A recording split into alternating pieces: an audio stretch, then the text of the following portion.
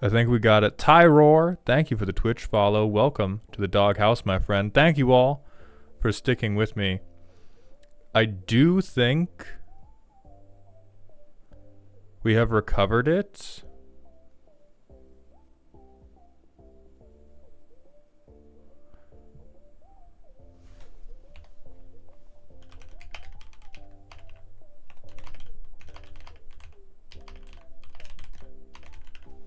I have to retitle it because it grabbed a like World of Warcraft stream title.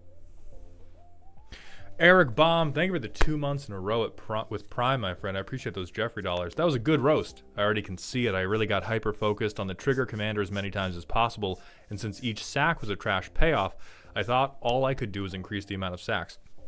Very normal thing. One of the most typical ways to brainstorm a commander deck is to immediately go, how can I trigger this as many times as possible? And I'm going to do my best to reorient the world's thinking around how do I make myself feel as good as possible if I get 1 or 2 triggers. Hell yeah. Okay. I thought I got banned for suggesting Displacer Kitten. James, I wouldn't ban you, but I do like to actually engage with the high power suggestion for a high power deck. I think Displacer Kitten is wrong here because so many of the cards we want to play are both enchantments and creatures, and Displacer Kitten is specifying non-creature. It's Lucas30. Thank you for the Prime sub, my friend. I appreciate those Jeffrey dollars. Welcome to the dog home.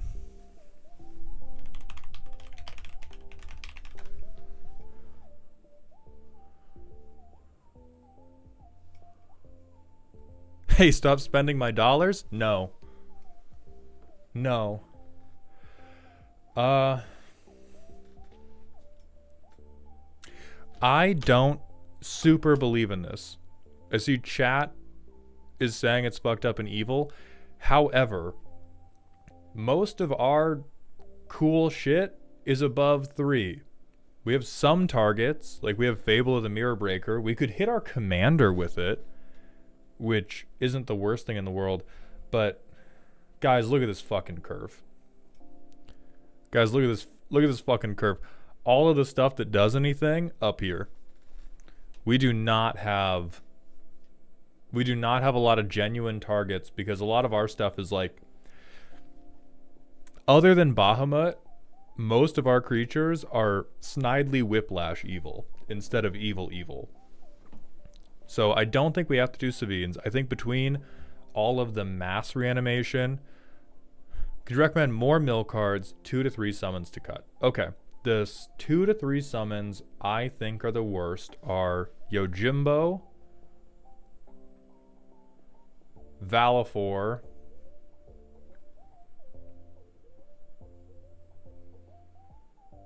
Magus Sisters,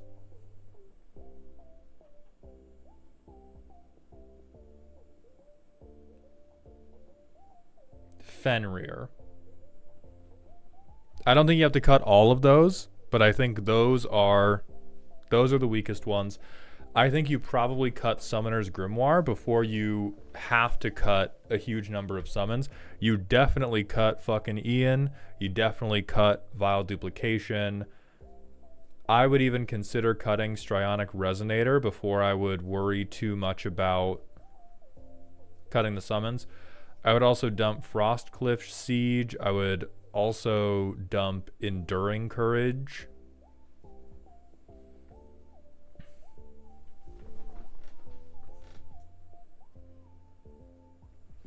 I think they're decent, but they're just solid. I just don't think they're like... I think they're fine.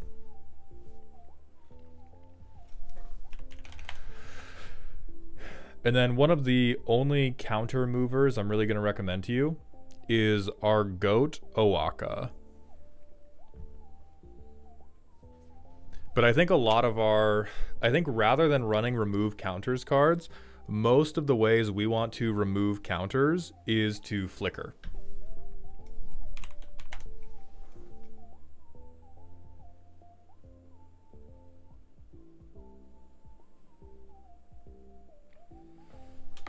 It's fine. I think this is cuter for the tightest deck than it is for the summons deck.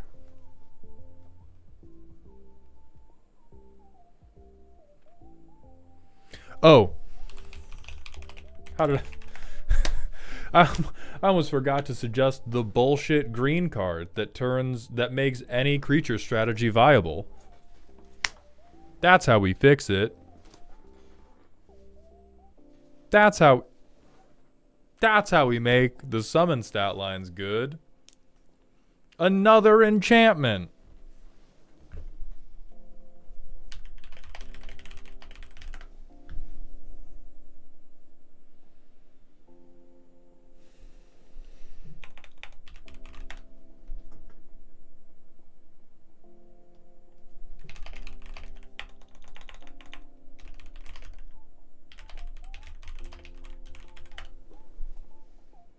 Get the fuck out of here.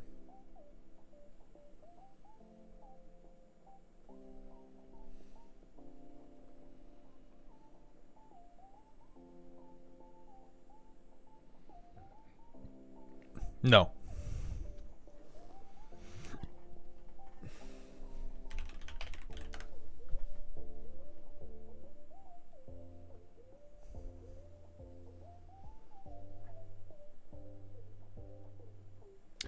Ooh, this guy is crazy fucked up. This is another understudy. Like, God, Mill's crazy. Danny Pink being like, oh yeah, each of my summons draws me a card at the beginning of every turn.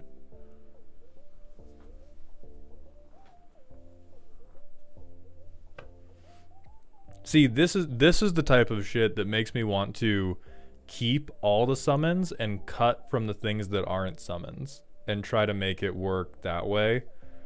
Like, I think we can cut Together Forever.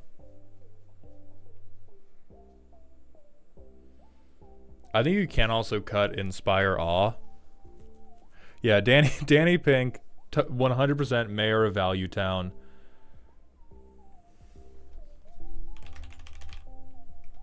Nope.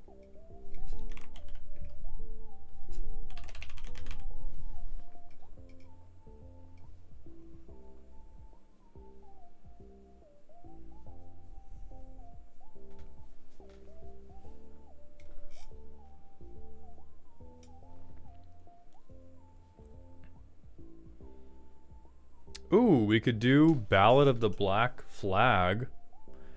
This would be very Saga coded and would also mill you a meaningful amount and would work into the Enchantress game plan.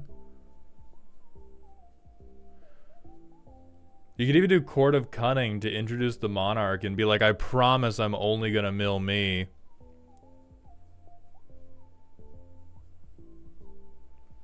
Crawling Infestation would also be a very solid double dip because we're still going to be relatively creature heavy. It'll make you chump blockers, help you defend against the Arabella player.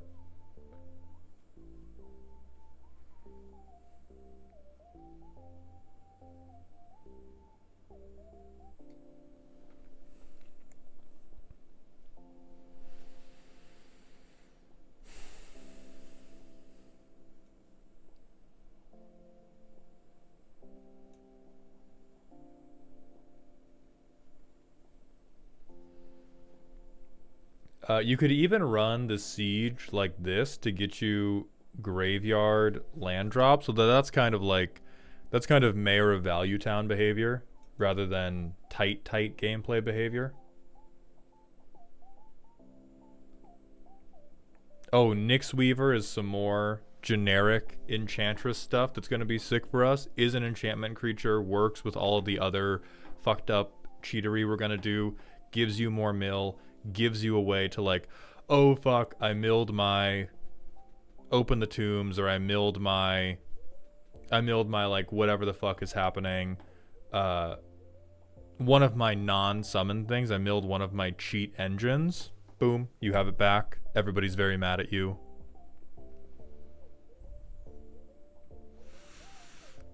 If we're on the self-mill plan, how about Head Shredder to get some more mill and free value from self-mill? Nope. That is one step too far. We are then breaking away from enchantment creature self-mill and just going generic value self-mill. Oh, restarting the stream must have brought the pre-roll demons back. Dale, thank you for the $2 super chat on YouTube. For Flickr, how about Preston the Vanisher? Nope. Maybe, like, there is a world where good things happen because of this. I think this is too many steps removed. This is the C in the A plus B plus C equals I get to do something funny. And especially at bracket 3, bracket 4, we want fewer things that are A plus B plus C, and we want more like A plus B equals I'm happy.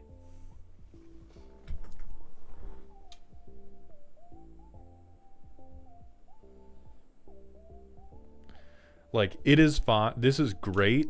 Once we are already flickering our non-token creatures, we are only going to have like 3 to 5 things that flicker in our deck. I mean, it can also work with Terra, but then it's only going to copy the first stage of a summon. I think it's just like too deep.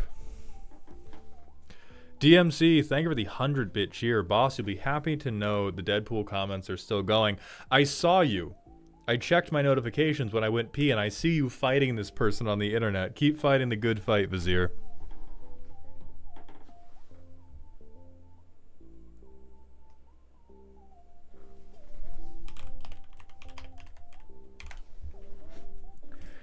The 6th Doctor.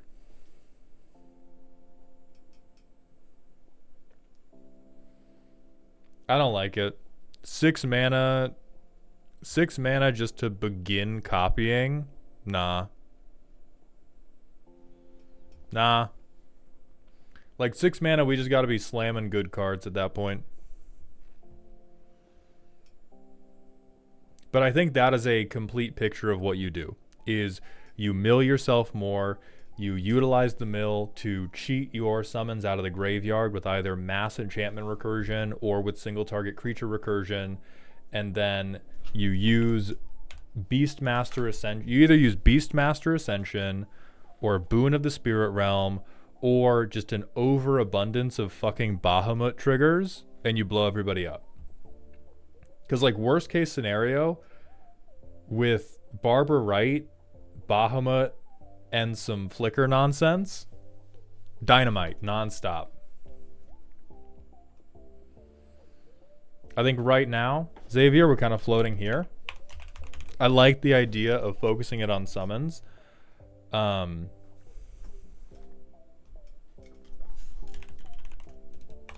me look up Hollow Merc. Don't believe in Gravebreaker Lamia.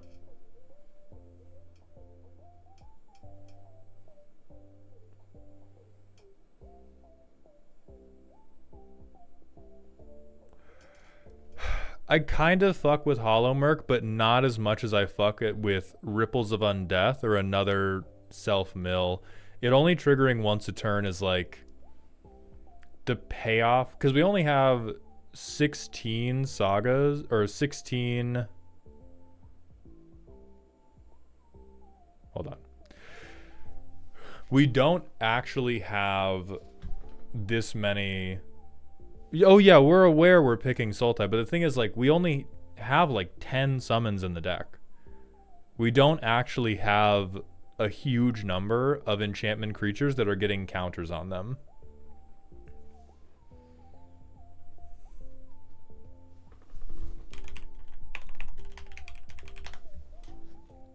Throll Parasite. Note, this does not drive our game plan forward enough otherwise. But I like the energy, Xavier. I wish you the best of luck. You could build this deck so many ways, and fucking thank you for including Grasp of Fate. No to Gravebreaker Lamia. Ancient Relic, thank you for the 8 months in a row at tier 1. Let's go, Mauled. I have a question for you. Do you feel like the Cup of Noodles card is a step too far outside of fantasy? Simple answer for that one.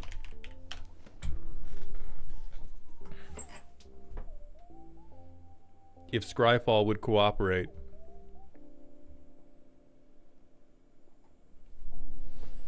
No. No, I don't.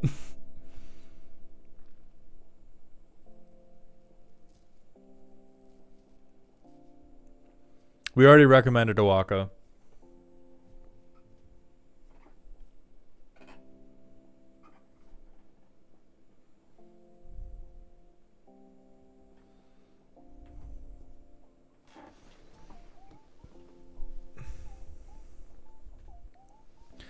Plain Walker 18, thank you for the $5 super chat on YouTube. Love you, Stuff Mall. Getting ready for F&M.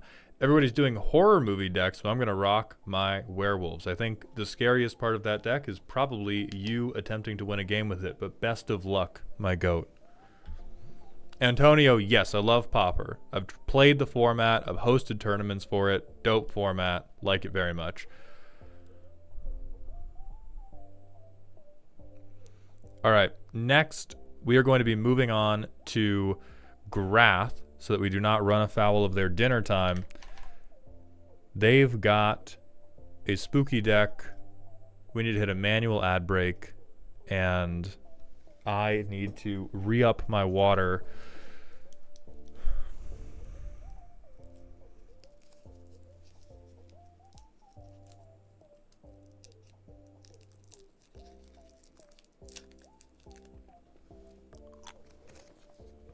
And hit this cough drop, Gritty. Is it possible to build VV that isn't CEDH? Oh, this is a lovely topic. Yes. Everybody who thinks you cannot build non-CEDH or non-high power VV are just a bunch of is-it players who refuse to believe that you should ever build a deck you don't put Curiosity in. This is the shit that breaks Vivi, whatever. This is the shit that makes them goated with the sauce. Don't put it in the deck if you want it to be lower power. Now, some people have suggested, like, Voltron Vivi. I hate Voltron. As a strategy, I think it sucks. I think Voltron games are incredibly unsatisfying, and I think the same thing is true with Vivi, where if you go... You probably wouldn't use Colossus Hammer because you don't have a good way to cheat the equip cost. But any version of the strategy that is, I'm going to put a big sword on Vivi and make that float 1,000,000 mana and win the game with it, is still powerful. It's just fragile. When you're trying to power down a deck, don't make it more fragile, but still have a good top end. Bring down the top end and keep it reliable, keep it resilient. Do not just go, okay, well, I want to power this deck down, so I'm going to make the best case scenario the exact same and just make it unlikely. That's ass. It's always ass. But you could absolutely build Vivi that's literally just like, is it ramp?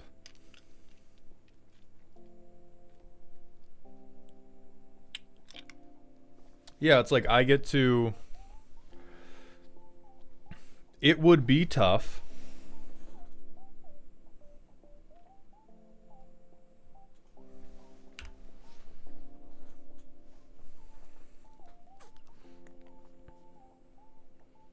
But you just play giant assholes.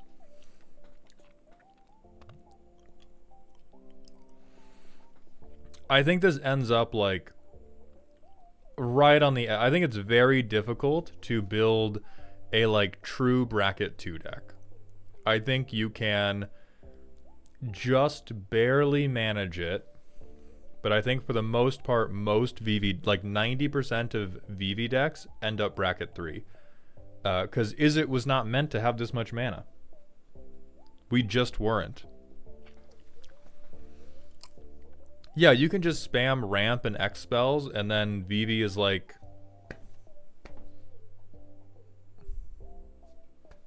very reasonable. But the stuff that makes Vivi super, super good is when you go, okay, I put Curiosity in it.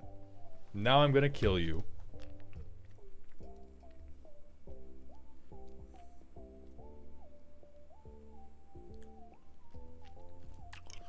Lord Xavier, thank you for the 100-bit cheer. Thanks, Mauled, for the roast. Probably going to be my last for a while. I'm glad I feel I learned the lessons I need to make an awesome deck to chat. These are so worth IMO.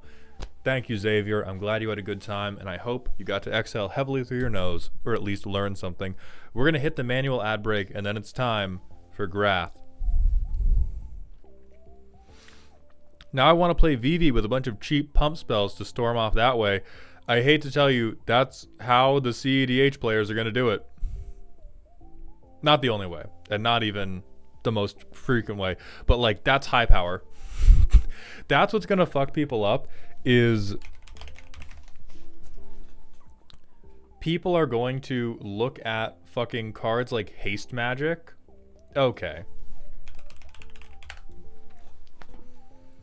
People are going to look at Antagonize and be like, oh, that's low power. It's a common. It doesn't cost any money. This will create a high power VV list. It might feel cute. The standard players already know what the fuck is up with this card. But like, this is the makings of a very good VV deck. And so I think VV is going to cause a lot of disagreements in casual, where people are taking cards that are typically bad and become very good because of how strong VV is, and they're going to go, no, it's a bad card, so it's a weak deck. It's not. VV is just so good, he can magically transform bad cards into fucking great ones. Anyway, manual ad break, Grath time.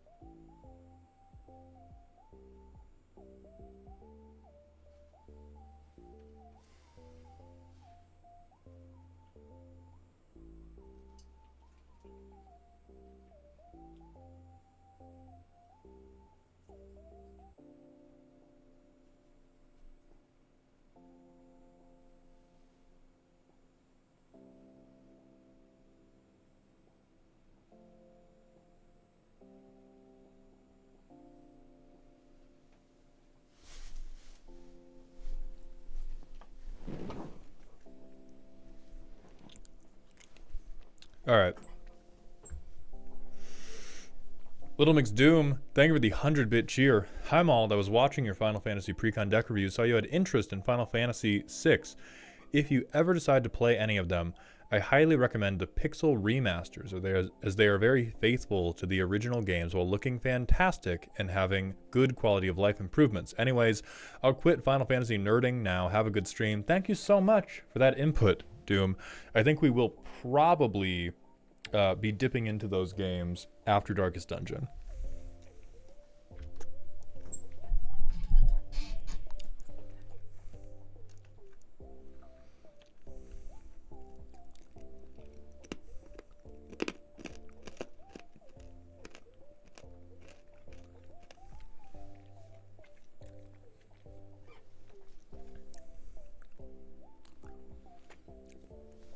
I honestly really like the idea of Voltron that also deals burn. Makes it easier to kill everyone while still going one at a time. A Voltron deck that can burn is a nice idea. I put it up there with, like, I would love it if I had a pet cat that shat money and also cooked for me. It would be nice, but the weakness of every VV deck already is that it is totally focused around the commander. If you are able to interrupt VV consistently, deck is fucked.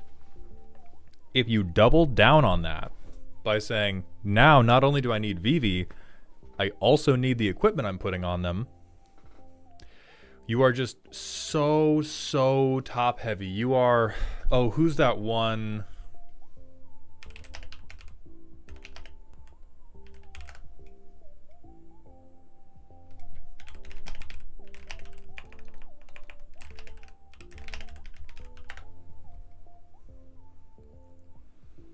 No, it's not that guy. It's the...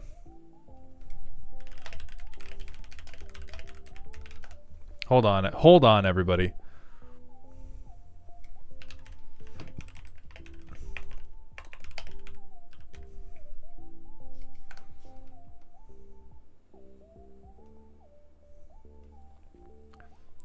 This is VV Voltron. This is your build.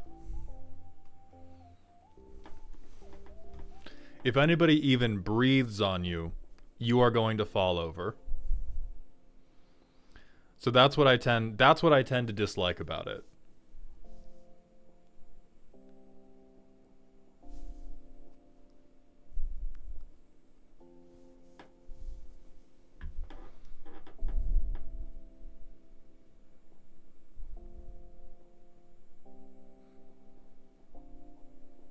Where'd you find the photo of me? I have ways, dog. I got ways. Dale, thank you for the $5 super chat on YouTube. Welcome back to the dog pile. So my favorite FF is 13, but I struggle to think of a deck strategy for Lightning Army of 1, except perhaps some flavor of group hug. Thoughts? Just aggro, just hit people. You just gotta hit people really fucking hard. First strike on Lightning means effectively everything you play will do double damage if they hit after Lightning. God forbid you play things with double strike or give Lightning double strike. You just play anything that hits people. Man looks like a spinning top. Holy shit. Yeah, or multiple combats. Multiple combats goes absolutely insane. Alright, anyway, it's Grath time. Do dumb things with +1/+1 counters so my creatures always come back. I need suggestions for improvement since I haven't updated this deck since 2022. Improvement number 1, burn the deck. Miracle Max. Oh, okay, it's Marchesa. Oh, okay, you stink. Never, god damn it. Fucking snip, snap, snip, snap, snip, snap. It's cool, then it's bad, then it's cool, then it's bad. Oh, and we're... Dog. Where's the top? Where's the... Okay, no Sensei's Divining Top. 39 lands. What's happening here? What's happening? What? Grath. Who hurt you? Who hurt you? Why are we doing this? This is like A plus B plus C, but the C stands for cunt. Why do we have to do this?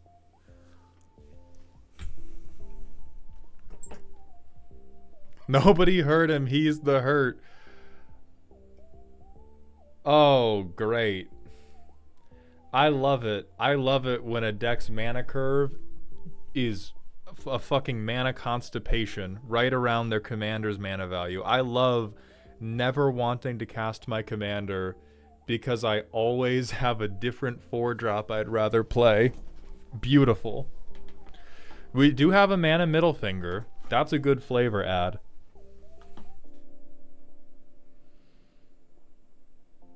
Okay, so we're stealing... We're stealing something from a graveyard, but we only keep it for a turn, right? Because this says exile. Yeah, so we're managing... So, Puppeteer, kind of non-bows what our commander does.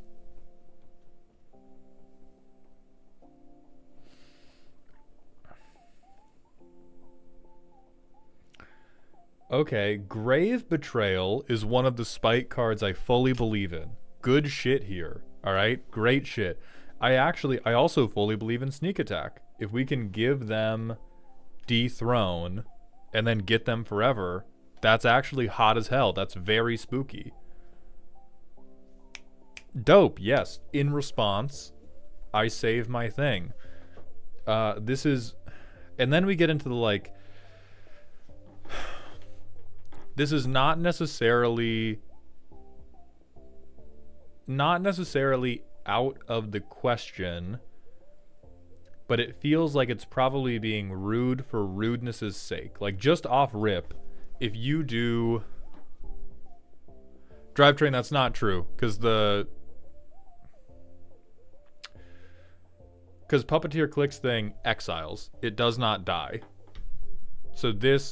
So Puppeteer Click, that will work, that will do great with Marchesa, because you can keep bringing it back to the battlefield and taking its persist counter off with the dethroning. The thing you steal with Puppeteer Click, you can't do shit with that because you're exiling it instead of sacrificing it. So generally good card.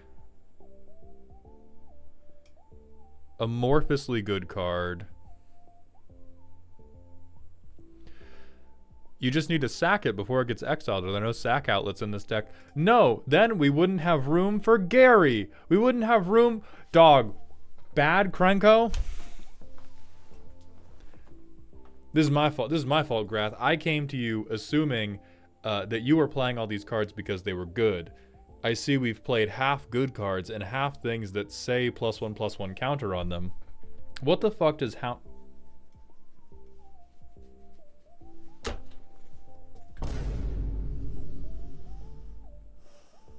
Listen, man, all dogs are good dogs. That's a bad fucking dog. This is a bad fucking dog.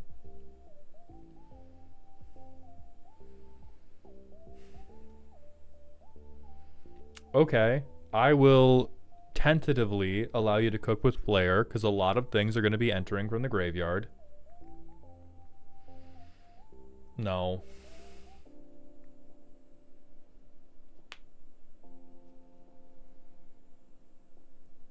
Just... Are we hoping somebody else has the good card? One of the mythical playable cards? Disciple is dope here. No.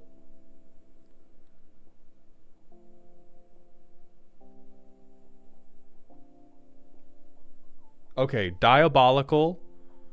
High level evil. Medium level evil, but I fuck with it. And then we have a good sack outlet. Well, a sack outlet. No.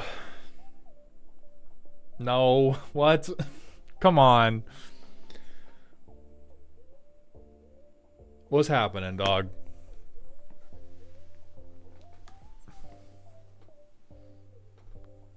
I love stealing, I love taking things. I'm also blind and deaf, and I find things to steal and take by wandering around with my fingers out, hoping I bump into something valuable.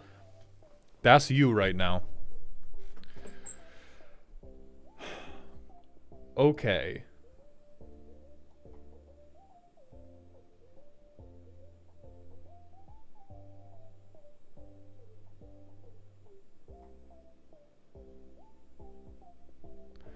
This deck looks like it was built by the same AI overview that told that one commenter you could swap Deadpool's text box with creatures not on the battlefield.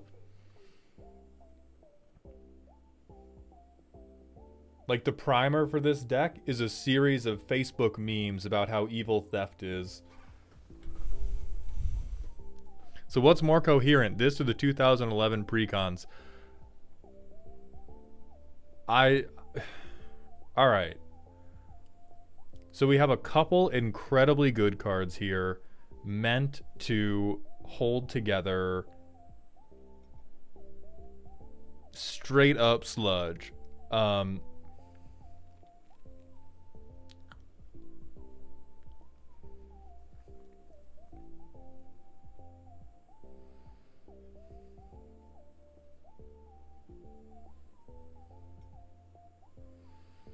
So it looks like the two directions we went, the two directions we attempted to walk in at the exact same time for this deck were, it says something about 1/1 counters on it, or it is a generically rude Grixis thing that I might like to have a second time.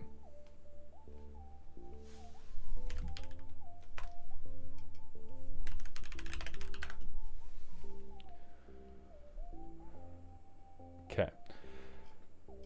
So we get these counters when we attack somebody with the most life. So we want ways to pay our life total down.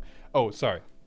Let me preface this. Grath, rather than suggesting one-off inclusions, I think this is a tear up the floorboards, knock down the walls, build a new house type of situation. I think the power gap between I play a 2/2 with double strike that might become a 3/3 with double strike, and I sneak attack in Lord Xander the Collector, who is going to re-ETB after I sacrifice them. I think the variance there is too big for anything approaching coherent.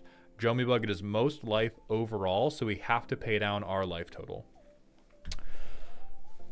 I think the thing I see in here that is worth building around is I cheat out big Grixis shitheads, and because of Miracle Max, you cannot stop me and I get to keep them forever. There's a ton of different archetypes Marchesa can support, though. Like, she's very, very strong. You can do your own internal aristocrat loops. You can do...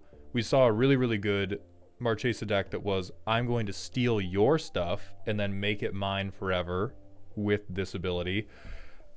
Or you can do what we're kind of like vaguely going in the direction of, which is I'm going to cheat into play big fuck you guys who, when I bring them back, are going to make you very, very sad. Like double dipping a Massacre Worm, fucked up and evil. I'm with you, especially for Spooky. If you play Sneak Attack and then you play Marchesa and nobody blinks, you deserve to double Massacre Worm them.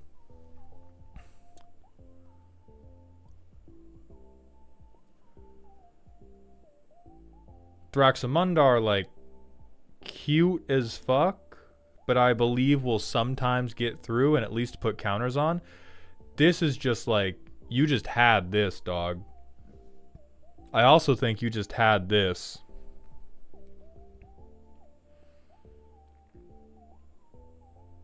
I can smell the booster pack on this motherfucker.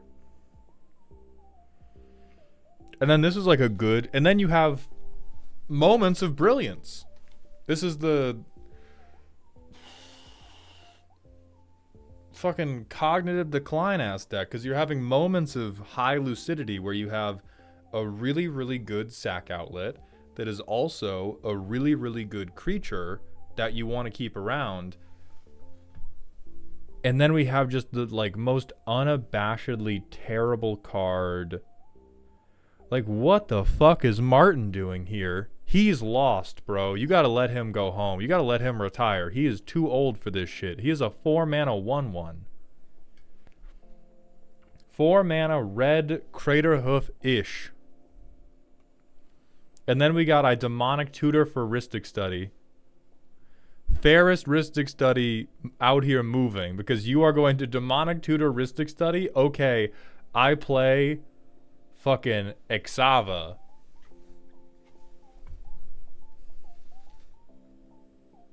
No. You can't take it with you. You just need one counter. We don't need the Ozolith. You just need the one counter. Alright, so I play my very real dual land. I play Metallic Mimic. This is good. This is like, well, no, we're not even on Kindred, so I would probably pick Human to spare my commander. But I play something, nobody knows that we're a fool yet. Everybody still thinks we're a good deck builder. I ramp. Everybody goes, ooh. Ooh. Okay, very normal.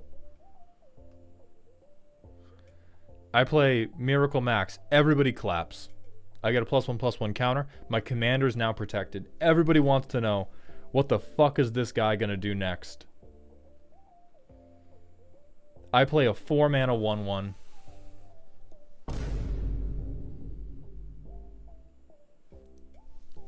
The jazz music stops.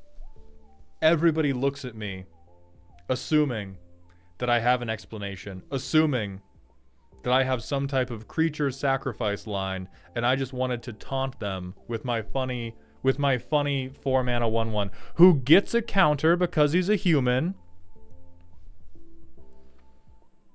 They think I'm about to do something crazy. What do I do instead? I pass.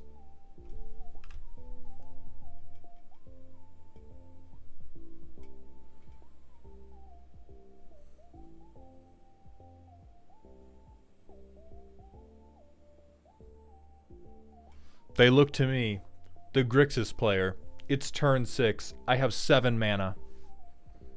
I'm about to unleash hell upon these people. What do?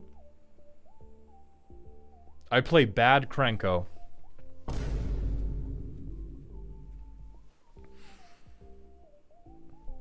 The jazz musician who had previously stopped playing is now breaking their instrument in the corner in rage.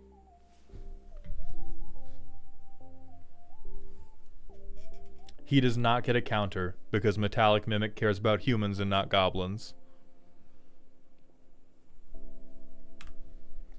It's turn 7. I swing Krenko. I do not care if he lives, all I care is that he gets a 1/1 counter. I cast Decree of Pain. This is my ultimate triumph. I kill all my creatures. However, thanks to Miracle Max, at the end of the turn, as everybody else has been board wiped, I will have a 3/3, a 1/1, and a 1/2 to the sound of thunderous applause. I will also draw, I will draw a ton of cards. You draw a card for each creature destroyed this way, so I'll draw 10 cards or something.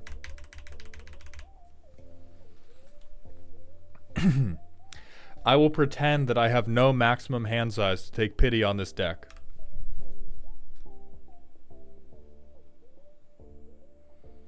It's turn 8. I have 9 mana. We're getting to the late game. It's time for somebody to stand up and be a hero. It's time for somebody to make a goddamn move. I spend 9 mana to kick Rite of Replication on Martin Stromgald. Never mind. We haven't broken legend rule. I can't. No! No! Never mind. I don't do that.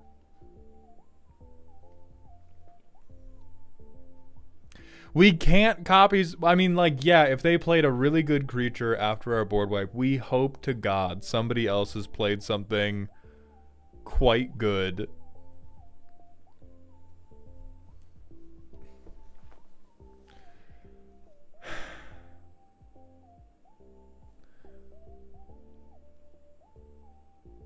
Aether's Golem, thank you for the Twitch Prime sub. Welcome to the dog home. I appreciate that generosity.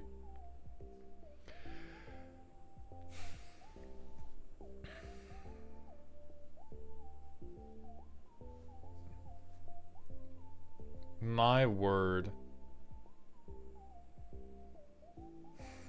Father in heaven, hallowed be thy name. Lead me from temptation. Something, something. DMC, thank you for the 100-bit cheer.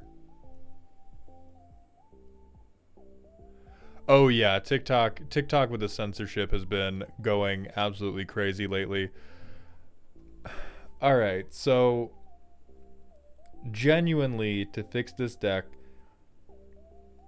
you should focus it around the very, very good creatures that you would like to cheat into play, and we probably need more of them. Right now, we have a small number of random, very, very good cards attempting to hold up some of the worst chaff I have seen in quite a long time. We don't have a way to convert Krenko into a good solid win. Like, maybe with Martin, if we're allowed to swing unopposed multiple turns in a row.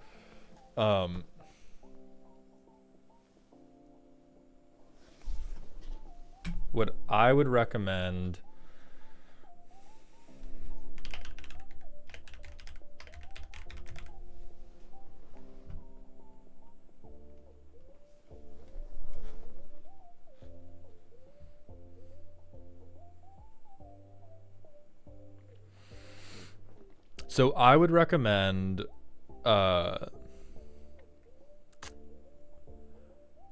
effects like this, a self-mill game plan, and then you use Apprentice Necromancer-esque effects to cheat something back to the battlefield temporarily, and then it stays forever because of the dethrone ability. Self-mill's good. It's really good. People don't run enough graveyard hate, and I'm going to keep telling you motherfuckers to run self-mill game plans until they run enough graveyard hate.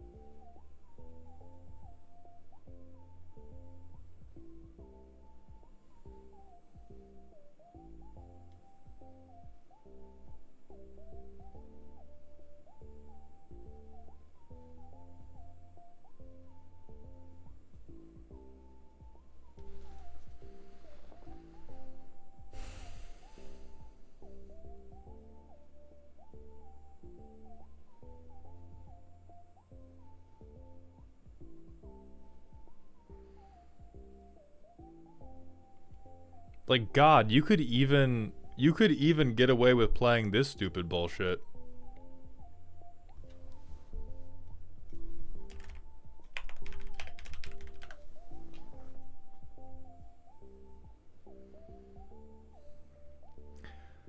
Yeah, Uncivil Unrest would be pretty reasonable. But I also think on top of the self-mill game plan, then you can get Reanimator stuff going where, okay, I have a creature with a +1/+1 counter on it. I victimize it to get 2 other creatures back. Once I do that, I hopefully swing them with some type of haste enabler, and then I use that to make them immortal, and then the thing I sacrificed to victimize, well, that comes back too.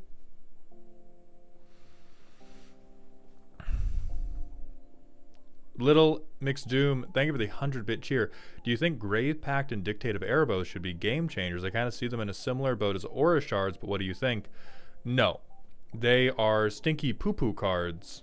Oh, they come back tapped. Okay, we don't get to do that thing with Victimize then, but if we do it with Thrawn Vigil, which is going to be good in the deck anyway, they still become protected. They are poo-poo stinky. It is much, much easier to play a creature than it is to set up a sacrifice loop. And also notably, Aura Shards is 3 mana. Like, Aura Shards is the cheapest of these effects.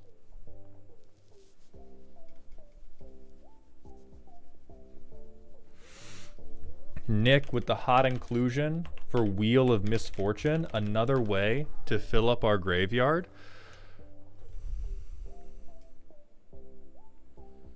This is another tremendous way. Fill the graveyard. We pay a bunch of life to make sure that we're at the lowest life total so we do not get hit for dethrone.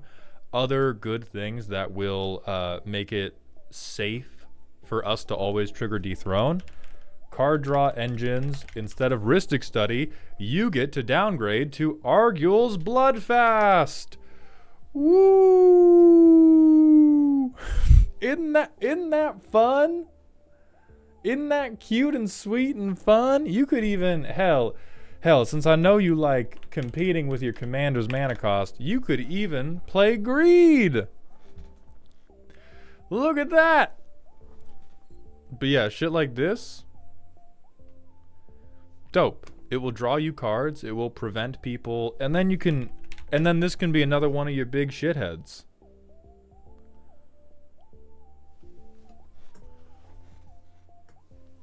Woo!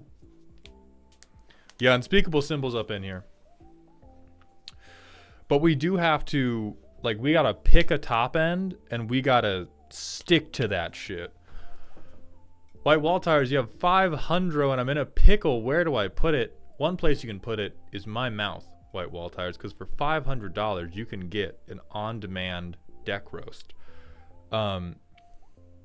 So for this deck, to tie it up, because again, there's not a lot of specific suggestions we can give you other than this shit all over the place. Like Hound of Gristlebrand, Krenko, you know where these are appropriate? These are appropriate in a like bracket 2, bracket 1 Marchesa deck where the mechanic you are playing around is I fucking love blitz creatures. This is my Marchesa deck where I really want to play Girder Goons. Fuck yeah. Hell yeah. And then we also have Rhystic Study, and then we also have Mikaeus is actually like fine. Mikaeus is just a 6 mana Thrawn Vigil for us. And then we have Razaketh on top of this. So the first step, pick the ceiling. Pick the ceiling of what you want to do. I think the ceiling of what this deck looks like it wants to do is I sneak attack in. I use sneak attack to get big shitheads in. I give them dethrone. I get them for free forever. And if that's what we want to do, then we either need to run tutors or we need to run a lot of the other card advantage things we talked. God damn it. Card advantage things we talked about earlier, like Stock Up, like Factor Fiction, which I saw you have, Memory Deluge, any of the shit, and then all the self-mill engines we've talked about previously, like Ripples of Undeath, like Oversold Cemetery, not Oversold Cemetery, Cemetery Tampering, that will let you get your graveyard nice and full, that will let you get your hand full of big stinkers, and then you can either sneak attack them in, you can reanimate them in, and that is how you build up advantage. And then you get to play with all these big fucking dumbasses. You could even keep Butcher of Malakir. But right now, like Cytoplast Manipulator, hot as hell. Everything else, you could tell me it was built by hitting Scryfall random and I would believe you. You could also just playtest, replace a card, repeat until you're happy. We will be here for 5 hours. Well and truly, we will be here for 5 hours if that is how we attempt to navigate this deck. Because it's also, managing it one by one is difficult when the deck does not seem to have a clear identity yet. I don't think you need more sack outlets, if I'm being totally honest. I think you could build this deck to work around sack outlets, but I don't think they are absolutely necessary if you want to take the game plan of, I'm going to play a big threat and I'm going to protect it by giving it a +1/+1 counter. You could argue for having sack outlets to dodge exile removal, but for the most part, you can just be like, here's my Massacre Worm. It's a 7/6. If you kill it, no, you didn't.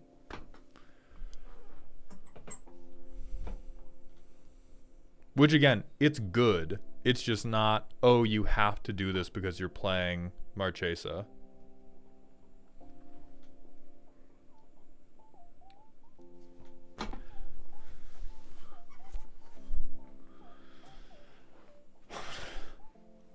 I'm gonna need some leather to bite down on, dog. Hold on, how many?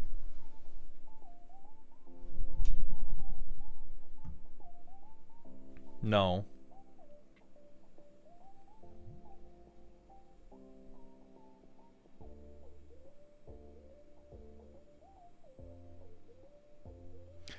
One ETB. Okay, 2 ETBs. Perhaps a 3rd ETB if it's coming from the graveyard. Okay, a 4th ETB has hit the tower. We might be cooking. A 5th ETB. I'm beginning to believe. A 6th ETB. A 7th ETB, although this one is a fucking road to nowhere. A half an ETB, because again it's graveyard limited. Brother Bear. At least it's an extra combat.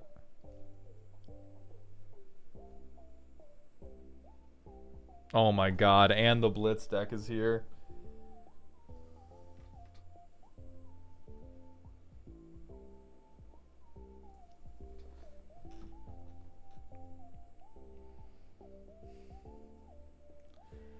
So we have straight up like 7 to 8 ETBs, which I do think is way too few to justify running something like Panharmonicon. But this deck does not need adds and cuts. This deck needs a guidance counselor. There are a tremendous number of good and fucked up things that will make this deck crank. The deck currently has no direction. The closest thing it has to direction is, I cheat a big boy in. My big boys are very rude. I pray for you to double down on that. I pray for you to double down on anything that will let you cheat your creatures in and cut all of the very, very bad ones. And then you can either sack them for value or just use the +1/+1 counters as a way to protect them. But please start running Stock Up. Please start running Ripples of Undeath. Please run Thrawn Vigil, and don't play the Thrawn Vigil combo. You do not deserve it. Cut Rhystic Study. We got a fucking $10 million bumper sticker on a $2 Ford. But we're hitting brackets 1 through 4 all at the same time right now, my goat.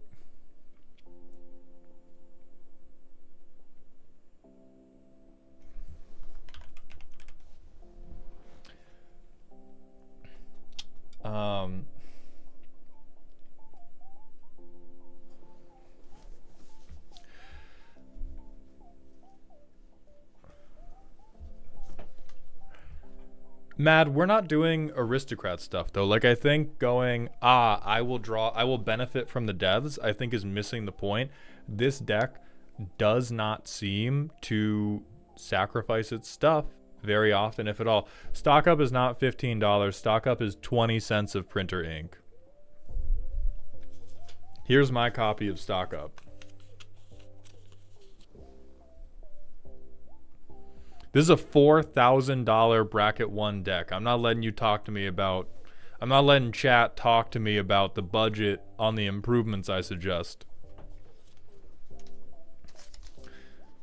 The current point of this deck, if it is in paper, is, hey, look, I have a real Badlands. And we gotta make the point of this deck, hey, look, I used my very real Badlands to put a very real Valgavoth up your asshole.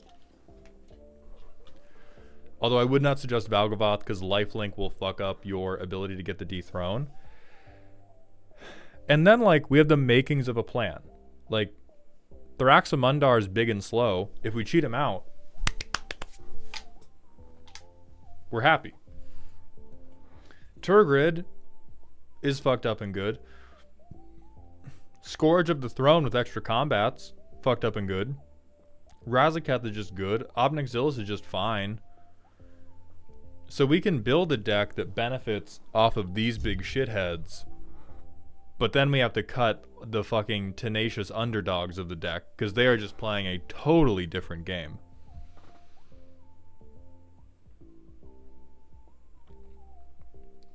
So Grath, I sentence you to a fucking mountaintop. Thank you very much for submitting. I think you should reorient around the deck. Reorient the deck around your favorite big Grixis creatures. And ways to get to sneak attack and then sneak attack them in. Or ways to mill them and then reanimate them. Yes, Nick, we saw a different Marchesa deck. We saw a different Marchesa deck a month ago or 2 months ago that was based around theft.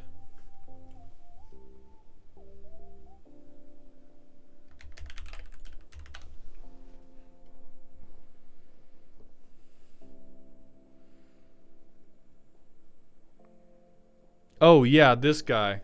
Oh, this is the bad card you make good. Oh, hell yeah.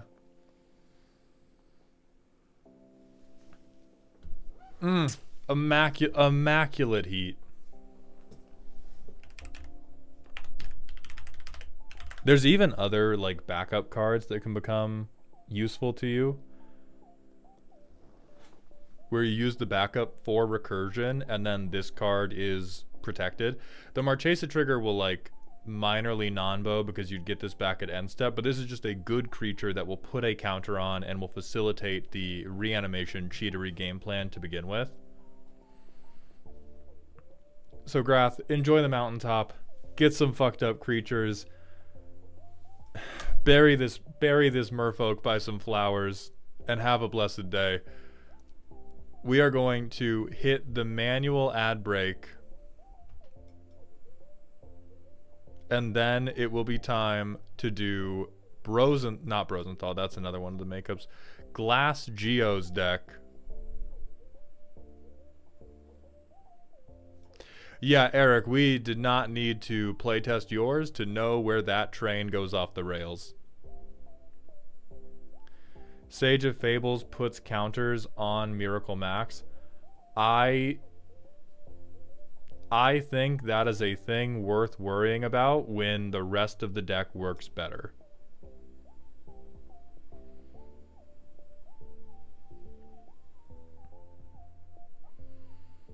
Like, I would rather Sage of Fables be a haste enabler and I just swing Miracle Max to get counters on them, because a haste enabler is going to pull double duty of protecting Miracle Max and protecting anything else I can play untapped.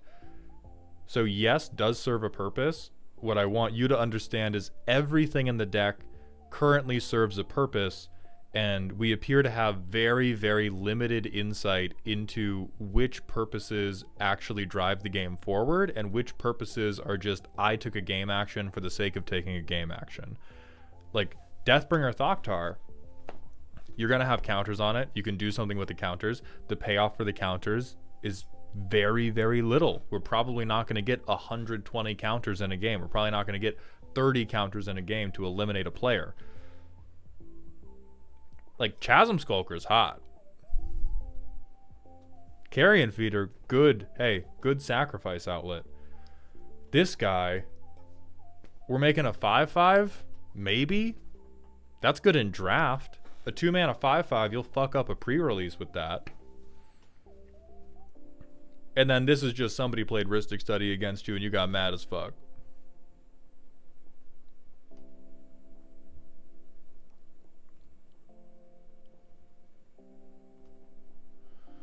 All right, manual ad break time, then Glass Geo, come on down.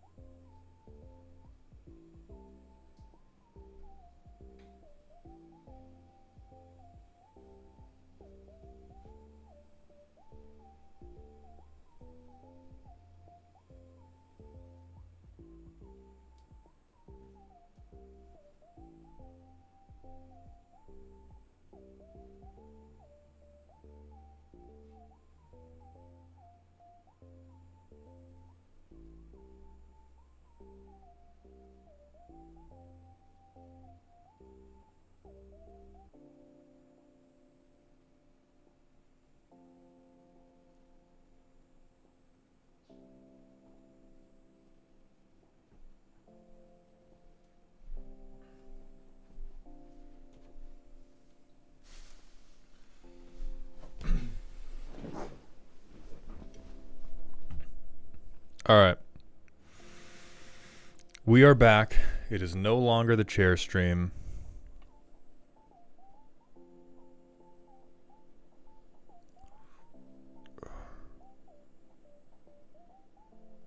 Oh, Mojo Muffin does raise a good point for upgrades on the mana base. MDFCs are good. MDFCs are good for everybody. MDFCs are especially good for you when you can turn them into lands that will bolt you.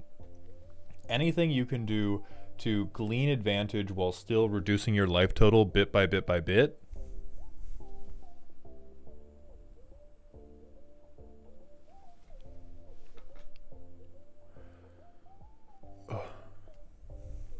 But anyway, out with the Grixis, in with the Glass Geo. This is a silly deck.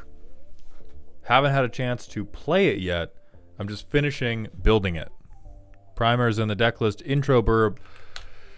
Kelsien has gathered 4 other legends with his experience to run a gang of outlaws. Immediately wrong.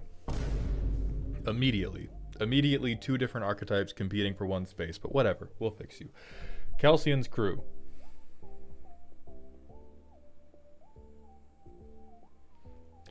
The general idea started out as a 5-color Experience Matters deck that was helmed by Jodah.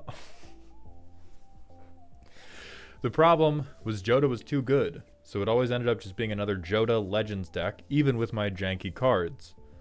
I thought about using the new 5-color Eldrazi Experience Legend, but then it went the other way and always just felt like an Eldrazi Scion deck that happened to have all the Experience Legends. So I looked at the various Experience Legends that I thought would work well and could fit into the same deck, Kelsien being the only 3-color option. Along the way, I created the theme in my head of Kelsien gathering a crew, and that morphed into the current sub-theme of Outlaws and Crime, even though the core crew aren't outlaws themselves. That should have been the blood in the toilet that made you wonder if you had like a health problem going on. I'm most likely guilty of too much theme and not enough upper end, but I was trying to make my outlaw picks decent. The crew, the 4 Experience Legends. Minthara, Othari synergize. Kellam is kind of like Kelsien and Daxos. Well, he's there. Master Assassin. These are all cards to enable Kelsien's 1 damage. I might have too many, but they seem important to actually generate the experience for when I get the crew members out. I had Thornbite in, but recently moved it to considering after some of your other stream comments about disparity of purpose, its synergy being way better than the rest of the deck. Experience are counter amplifiers, bounty hunting, payoffs for death, hired outlaws, a collection of outlaw-centric cards.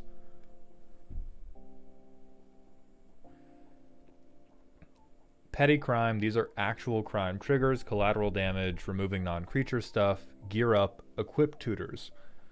Laying low, various protection cards, in the bank, mana rocks, lands. Okay.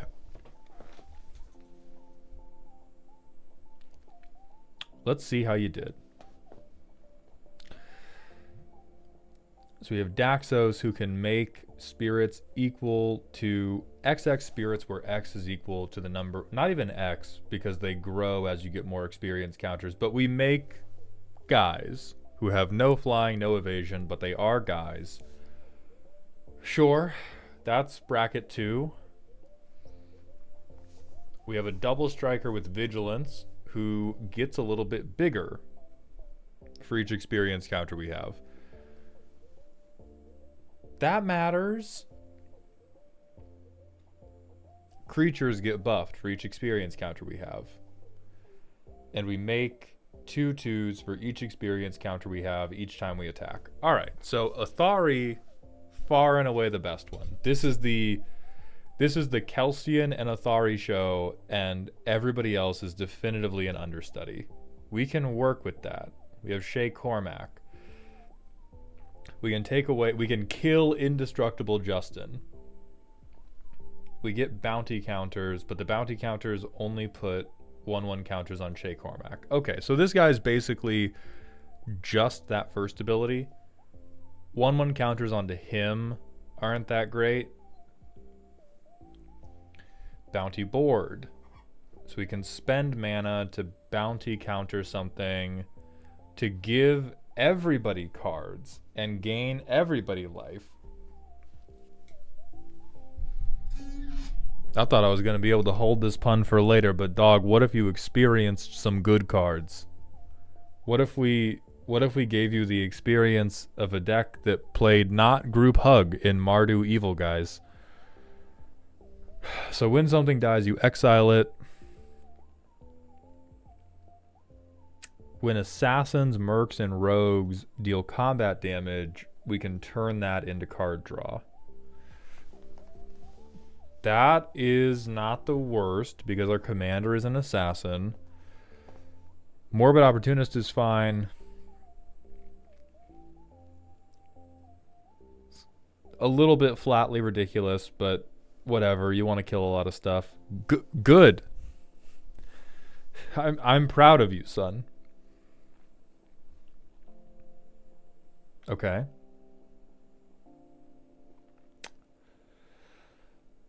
I'm going to hear out all this exile in the deck that really wants to kill stuff because you said these are for non-creature permanents. That is the soldier standing in front of the arrows above the sleeping child of me calling you a bad deck builder. Is we are hitting non-creatures with this, so we don't care that it might non-bow with Kelsey's ability. Sure. And then just big mana fuck you.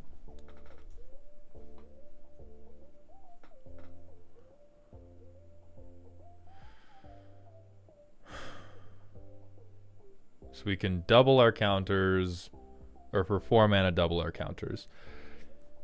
At low power, I'll let you have this. And then we get into the stuff that I hate. So I really and truly do not like that at bracket 2 your game plan is I am going to minorly Voltron my commander who is already holding my game plan together with a series of differently colored strings. This is the same problem that like the casual VV Voltron decks are going to run into, where if deck do nothing without Kelsey, we do not want to double down on how much the deck needs Kelsey to begin functioning. So if the game plan we have to do is turn 1, I cast Steel Shaper's Gift. I show you that I'm fetching Gorgon Flail or Gorgon Head or Basilisk Collar. Turn 2, I play a Mana Rock and I play Basilisk Collar. Turn 3, I play Kelsey. I probably don't have quite enough mana to equip these, but you know I'm about to. Turn 4, I start killing all of the things that are dearly beloved to you, which is a threat profile that is basically going to mandate that the dinosaur player kicks your balls out through your mouth. And you can't really stop because most of your deck is held up in fucking puns.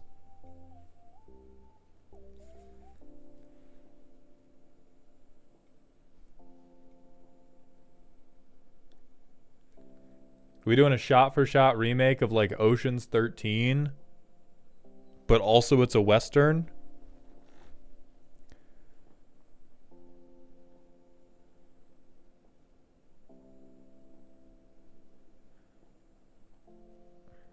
Alright, so generically good outlaw.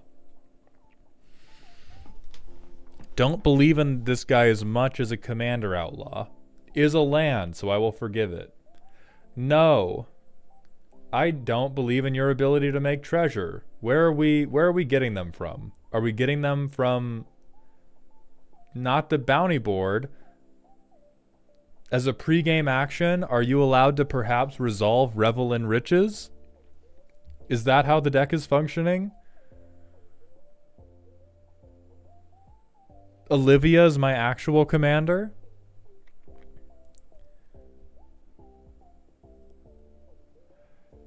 Then what's our petty crime? Draft common. Potentially card draw 1 day. Okay, tapped treasure. Great. This one's good. Gisa fucks. And then we have a good-ish draft body. Then we have a lot of stuff in the sideboard.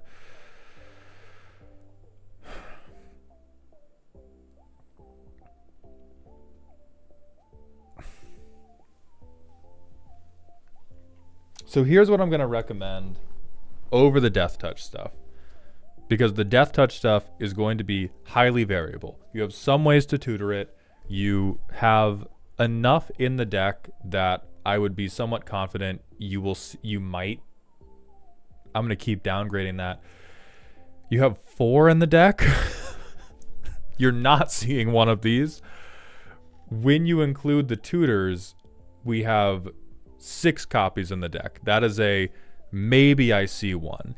If your playgroup is willing to let you hold the deck together with the power of the free mulligan, I think you will get one solid game where you get to do that. But I think for the most part, if Kelsien killing stuff is predicated on Kelsien having Death Touch, all that's going to happen is they are going to shoot this man in the opening scene of the movie you're trying to film, and then everybody goes home. And then we have these 3 assholes who are just garbage at stacking experience. I think Othari is a pretty good backup commander for you. That's the extent of it.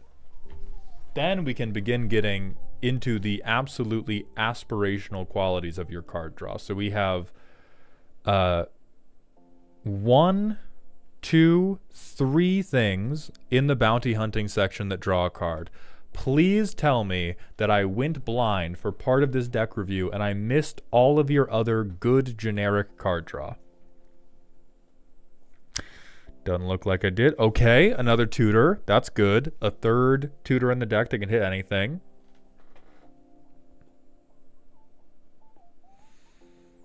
Okay, Impulse Draw. A 4th instance of card draw has hit the deck review. I love robbing. That's just a side note. Okay, and that's it. So we don't really have ways to pick up a lot of cards.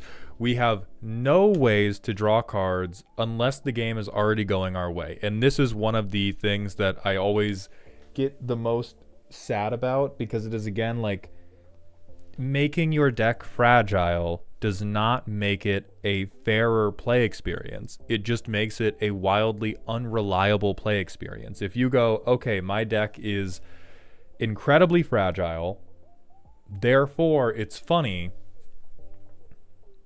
people care about you, man. It's not fun for us to watch you shit yourself in public for the 8th time. The first time it was funny. Okay? I laughed the first time. The second time, I did exhale loudly through my nose. The 5th time, dog, we're worried about you.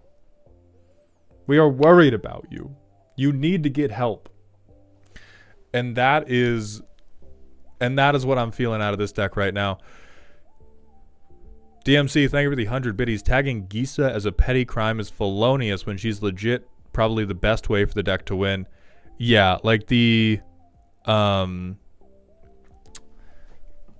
I think Gisa's the best card in the deck. I think in the 99, Othari is like a close second, but I just don't believe in your ability to stack experience counters enough for me to be like, yeah, Othari's our fucking guy. Gisa's hot though, because you're going to be committing a crime every single turn.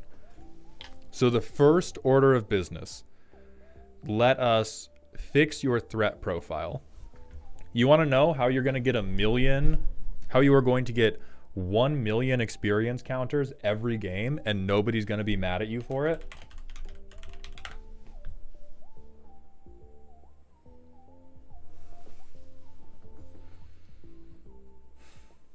You're welcome.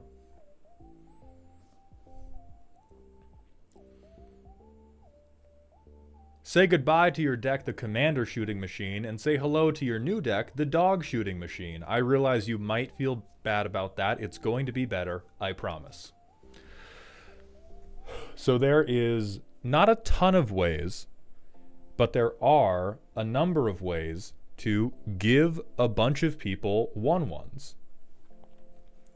That's going to be your number one way to stack experience counters, because it will prevent people from shooting Kelsien in the head the moment they see him. Like, low mana commanders are better than high mana commanders in a lot of situations because it's easier to recast them. One thing low mana commander players don't think about enough is if you have a decent chance of being the first person to play your commander, you have to give motherfuckers a reason to not shoot you with the removal they mulliganed for.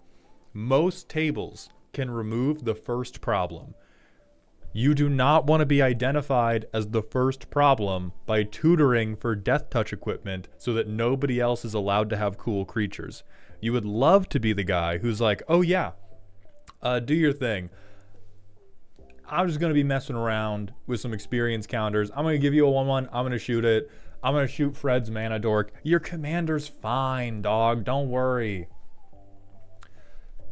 So the other thing I know about this off rip is a Crow and Horse. This will give you a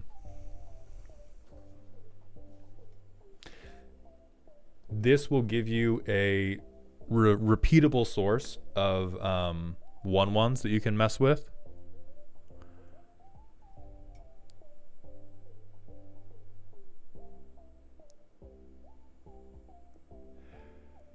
Jesus Christ. Okay. We got the $500 instant deck roast. So once we wrap up with Glass Geo, it is time for white wall tires. Wall tires, thank you so much.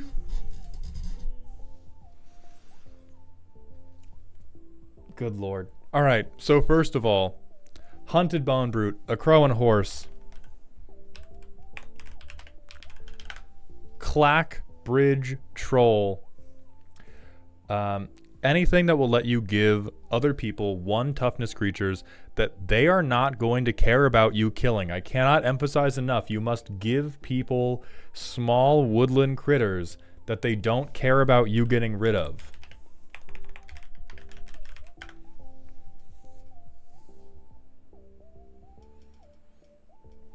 Yeah, Genesis Chamber will do it too. It will also make you chump blockers.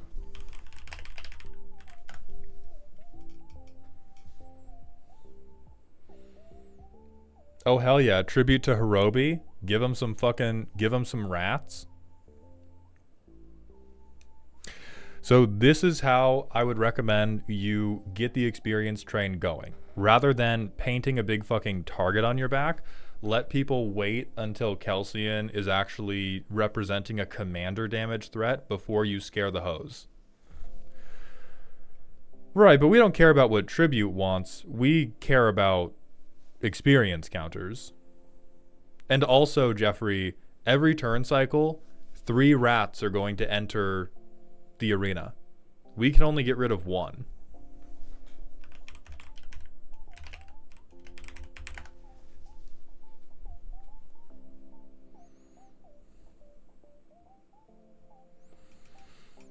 Oh yeah, Varchild's War Riders, also fucking awesome. Holy shit, Nimifi, thank you. So put those shits in yesterday.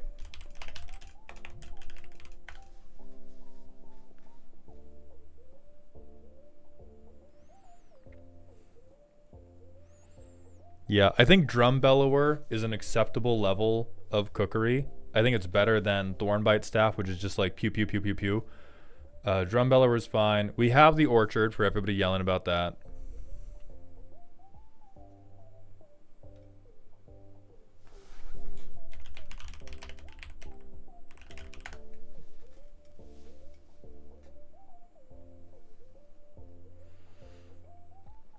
Slaughter Specialist is also good, but this does begin to move us away from the theme of them being criminals. So what can we...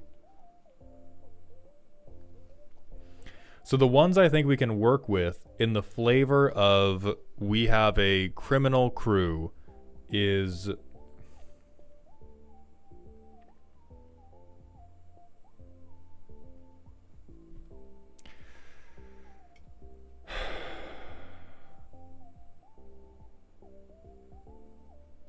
I think a crow and horse.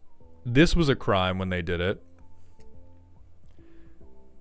This guy looks like a thief. Am I profiling him? Yes, but also look at him.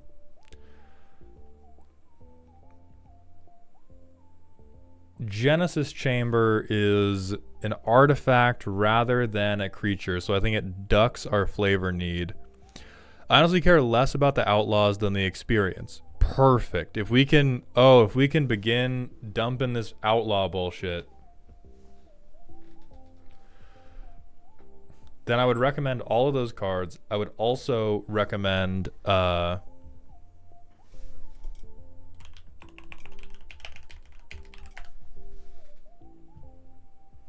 Assassin's fine. I don't know if we have to play him, but we can. But that's what I would recommend to get the experience going. That will get your experience to a high enough number where the rest of the crew is going to become viable. And then after that, we gotta fuck you up with ways to look at some cards. In low power, it can typically be enough to get good card selection rather than just pure card advantage. But what says Crime Syndicate more than greed, right? Comes down to turn after your commander if you have nothing else to do, and then fills up your hand over and over and over. There's the other one we always suggest, Ripples of Undeath.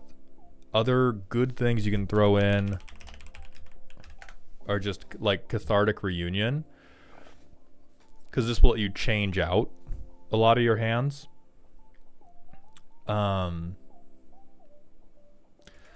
So the stuff I think that is cuttable,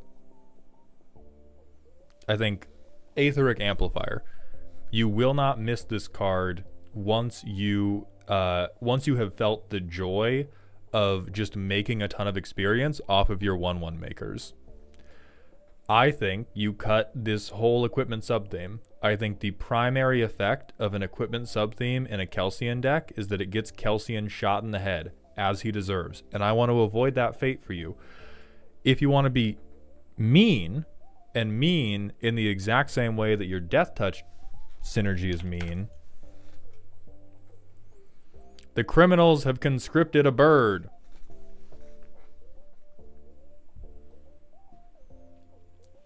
This is your fuckery. This is your version of Death Touch. Because this serves multiple purposes. Not only does it make everything die in one hit to Kelsien, it also makes it such that nobody wants to block your rebels. Nobody wants to block Kalemni. All of your Daxos creatures are actually like good at swinging now. So I would drop the entire Death Touch section for Maha and those 1/1 makers.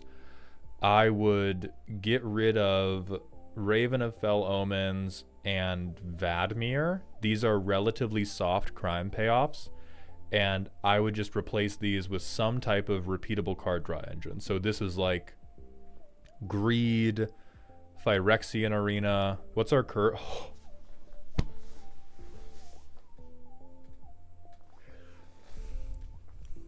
Deeply too honest of a curve. Far too honest of a curve for a life of crime. If the curve doesn't get too much more expensive than this, this can be another very strong card advantage engine for you. Is okay, I get 2 cards every turn now. Actually, no, you have access to Phyrexian Arena. This just becomes... That's just worse Phyrexian Arena for this deck. Forget I said that. Vine Boom me. Vine Boom me. Aethers, it depends on the deck.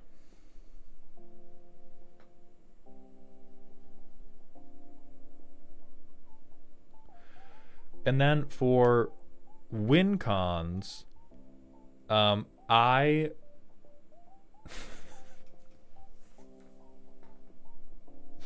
No. Am I going to do this? Yeah. Yeah, I think I'm gonna do this. For win cons, we are going to pull out the greatest criminal of them all, Elesh Norn Grand Cenobite. This is how we fix your curve.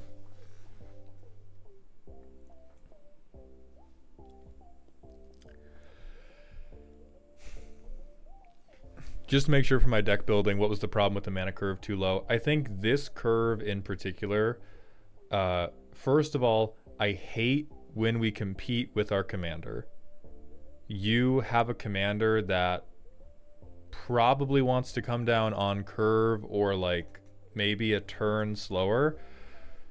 There are a lot of permanents that are worth playing that compete with your commander for at fair levels of Magic. Like Phyrexian Arena, whatever. Passive card draw engine. What are some other good 3-mana cards that we're playing?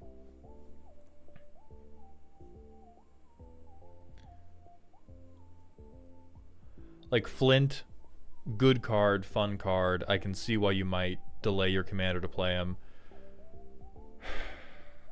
But a lot of these other ones are 3-mana cards that we don't want to play on turn 3. We'd rather play Kelsien. That always makes me sad. And then we just have no top end. Like as we get to, once we get past turn 5, what this curve says is I am always going to take the weakest turn at the table. Yeah, and a lot of the removals 3 mana because they went with non-land permanent exile. So I will forgive that a little bit too. But like as we start, this is the curve of a deck that does not want to see turn 6.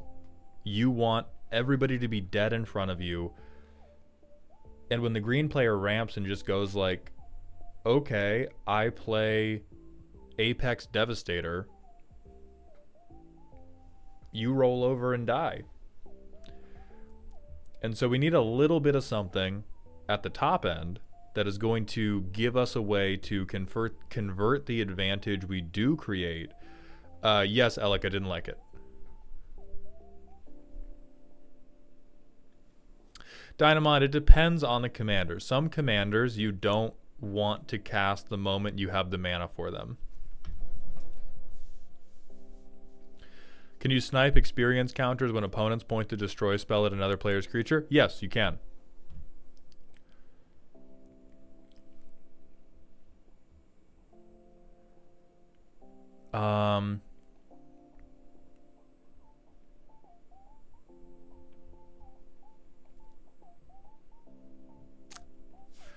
Then another great card draw spell for you is Tempt with Bunnies, because boom, they have 1/1 rabbits. Motherfuckers want cards, they want bunnies, they won't have them for long, but they don't have to know that. And so this is another thing where it's like, yeah, it competes with your commander, you always play it after your commander.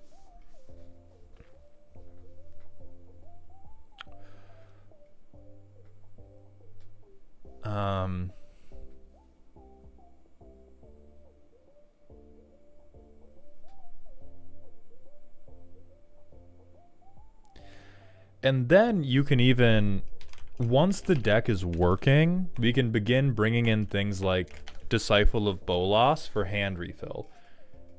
Because once Kelsian's big, Kelsian's always big. If we get later in the game and he's like a 7/7, God forbid if you have more than 5 experience counters, which is very possible, all of a sudden Kelsian is your card draw bomb. You sack him, draw 9, you have the mana to recast him, he has haste, he's still a fucking 10/10 because all he cares about is experience counters, and then you punch somebody in the head.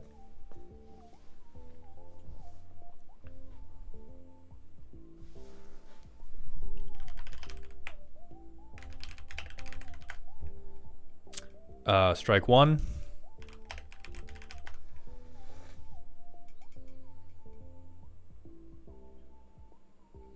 Strike 2.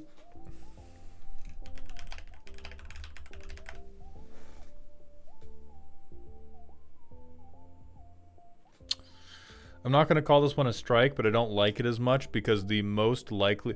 We don't want to give people an abundance of tokens. I mean, we may... I guess we could cast this for like 2 mana. So yeah, sure. Like 2 mana suggestion. 2 mana suggestion. God, 2 mana suggestion. 2 mana sorcery to guarantee we get an experience counter the turn after we play Kelsien. But this one, no, I still don't like this one because it's a May. And so most people, if they're awake, will just say, I choose not to. So I'm not on this one as much.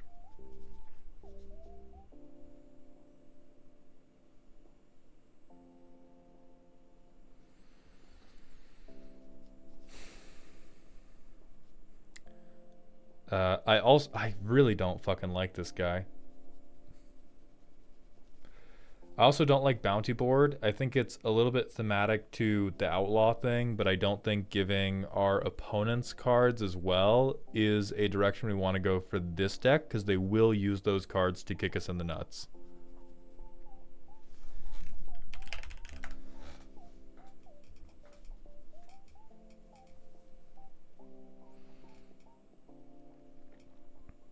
Oh yeah, Prop Room, very good here. I think things like Sting, Prop Room, Drum Bellower that untap you once an untap step, that is a high ceiling and a very reasonable ceiling. Isn't that the deal with all the tempt cards? Those smart players would skip the bunny and let you pay 3 mana for an Elvish Visionary. Alright, so the clear difference is for 3 mana, at minimum, I get to draw a card and make a chump blocker. If my opponents turn this down, they are turning down drawing a card for free. This is unheard of in Commander. For Tempt with Mayhem, if I cast this at a time where it makes sense for my curve, I am making a small number of 1/1s. If my opponents turn this down, oh no, not Tempt with Mayhem. 1 second, everybody. Tempt with Vengeance. I make a small number of 1/1s. Should my opponents turn this down, they miss out on a small number of chump blockers. As long as X is like below 5, this is not a very scary thing to miss out on. Plenty of decks have their own creatures to play. Plenty of decks are totally happy to go like, X equals 3. I don't really give a fuck about 3 1/1s. The Aristocrat player might take you up on it. Versus Tempt with Bunnies, everybody wants a card always. They may understand intellectually that it's going to give you a card as well. Emotionally, all they see is me get card, me happy, yum. And then you have a bunny to shoot.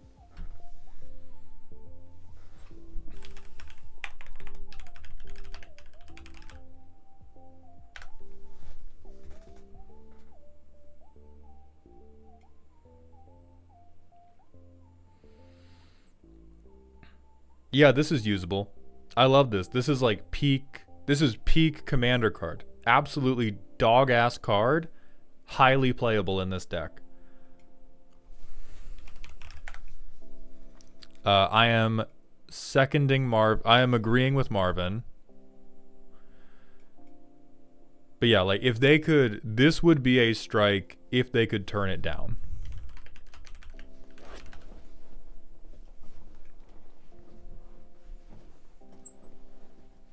Weak and not repeatable, Alec, man.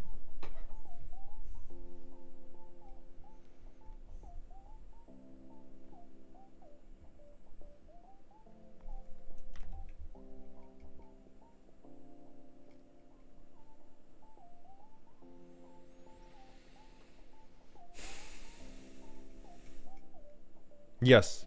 Yes, actually. This is hot. This is hot. Because most of our win cons involve some degree of going wide, some degree of going to combat. Fuck with this immediately. This is heat. Mally, I don't think we want Skull Clamp. I think we're not making so many. We are reliably making a couple. There is a distinct difference between I am reliably making a small number and I am farting tokens onto the battlefield like a Selesnya player.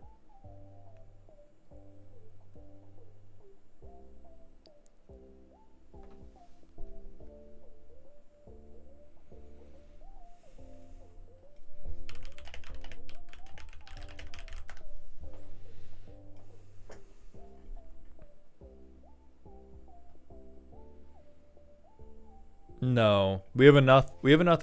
We have enough other good options for making 1/1s that we don't need to invest 5 mana in an effect like this. At 5 mana, we would rather drop Athari. We would rather spend 4 mana to drop Disciple of Bolas onto our commander. What other?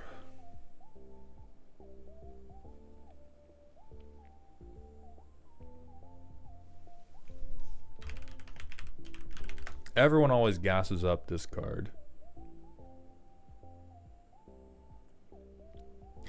I think this would be a good potential finisher to dump in. This works really, really well with what Minthara wants to do. Yeah, makes everything nice and big. But this is just an incredibly solid card.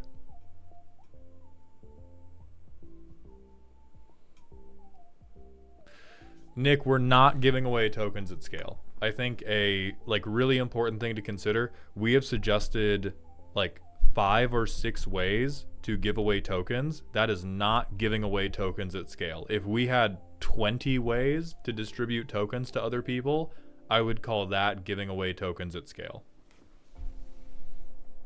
But we want 5 to 8 solid options. No damage doublers. We don't want Betrayer of Keldor, but we get to play fucking Varchild's War Riders. Hell yeah.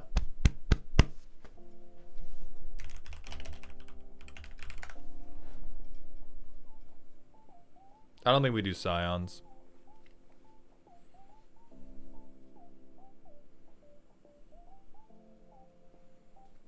This is cute, little politicky.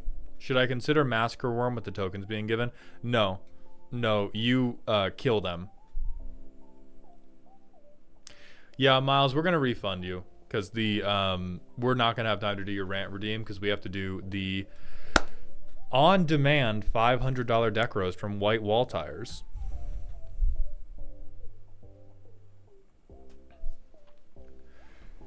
But after you reorient the deck this way, I think we're good. I think right now we are we're definitely down here. We're definitely down here. The Outlaw thing is definitely cute. I think you are on. Here's my take on that. Kelsien could lead a gang of outlaws, or Kelsien could lead an experienced crew, and I think we should pick one. And I think for this deck, it sounds like you want to pick leads an experienced crew of World of Warcraft grinders who stay in the forest killing boars. Now this deck is going to be the South Park World of Warcraft episode. Because all you do is hang out shooting bunnies for 10 years and then you kill people with overwhelming force. You could do a different crimes deck that was all on crime triggers. Right now, I think you keep the best ones like Gisa. And then the rest of it is we fuck it up with these token givers, with these Marvin things to really pump up your experience counters, and then we just whip out Othari and we make 20 rebels and then everyone dies. Type shit.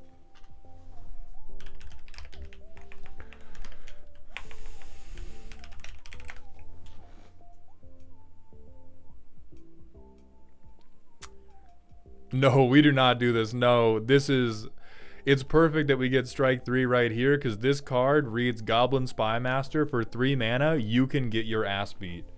It is funny. Here's the thing. Because it does not goad, it just says creatures you control attack each combat if able. Everyone is attacking you. Everyone is attacking you. No, nobody is going like, ah, well, I guess I'll hit Tom. They're just going like, this motherfucker's making me attack. What's he got? A tutu? He's got one tutu, and he's telling me I got to attack. Okay, okay. Yeah, don't do it. Don't fucking do it. So, Gio, thank you for submitting white wall tires. I need to find my It's All Love Now glasses, but thank you so much for that incredibly generous Ko-Fi donation. We are adding you to the Mango Money Moment Hall of Fame. Please either email me your deck list or submit the deck list in our free Discord under the Dear Maldhound section. And then we will look at your deck list. Gio, listen, I like the hustle. I think you just got a little lost. That all happens. Like, this deck looks to me like, you know when you're trying to, like a writing project, you're trying to change a sentence or something, and you look at the word squirrel for so long, you no longer think squirrel is a word? That kind of seems like what happened to this deck. But with you, it was crime triggers and outlaws and stuff like that.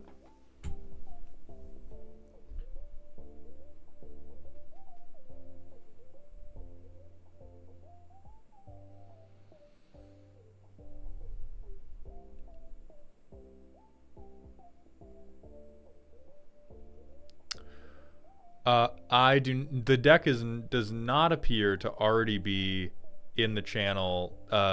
Ezekiel submitted their own deck, but they said it is not being submitted for any sort of rant or commentary.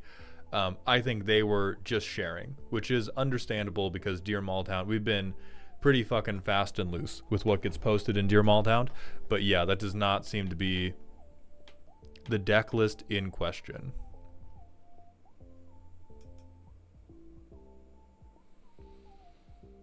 If it is, I'm happy to be corrected. So white wall tires, 2 places.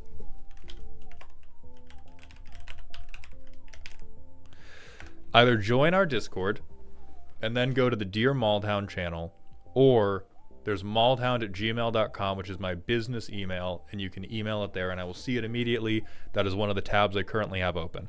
I'm going to hit a manual ad break while you post that so the pre-roll demons don't come back and I can take some ibuprofen because my jaw is about to jump off my fucking body.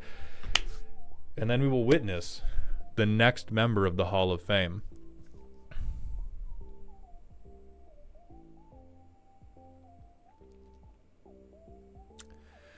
Gio, yeah. I mean, the thing is, Gio, the control you have can already hit creatures.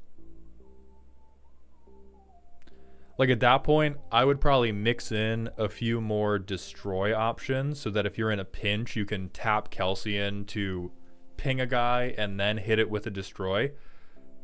But otherwise, like, this is a good removal section already. You may not have quite enough for a full game of Magic, but I think fixing the card draw is more important for that than totally changing around the type of removal. Anyway, we'll be right back, everybody, with white wall tires, Shmoney Dance.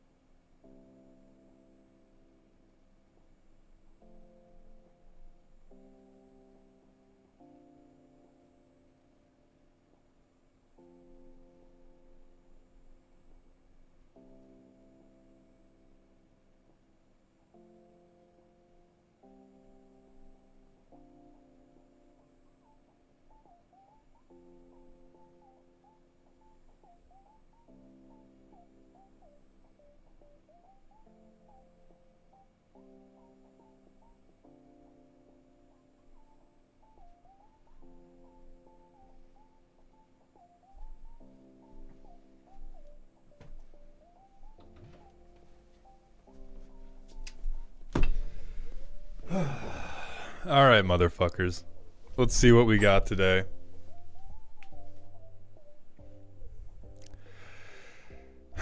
Let's see what we fucking got.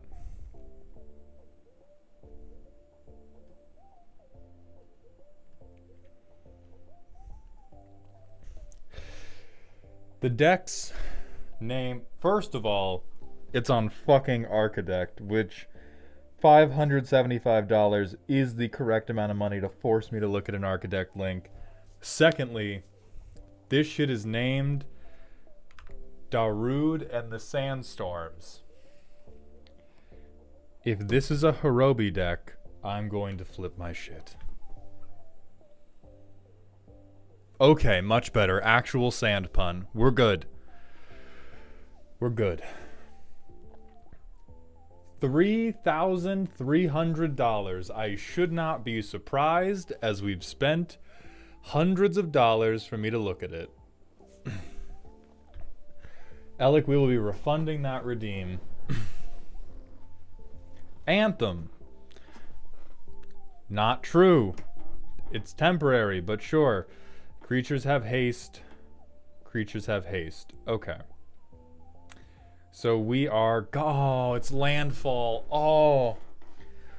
Oh, we paid $500 for the shortest Am I the Asshole ever. Yes. Yes, you are. Okay. What are we doing here? When are we gaining life, bro? What? 5 pieces of card draw. That's 5 more than the Naya players usually remember to put in. Oh, good. Good. Yes. Great, Henge. I draw cards for non-token creatures when my entire deck is based around making token creatures with my landfall. Tremendous. Unfortunately, this is a good card. Unfortunately, this is a good card. Unfortunately, this is a good card. And then we have second Yuma to get land unfall. Alright. So, I still don't know how we're doing it yet, but we're gaining life somehow. We're giving our 1/1s trample. Good. No. Solid. A. Solid. The 1/1s have trample. Everybody watch the fuck out. The 1/1s have first strike. The 1/1s have hexproof, but so does our commander. That matters. They're gonna want to kill Hazazon once we get up to shit. The 1/1s are indestructible.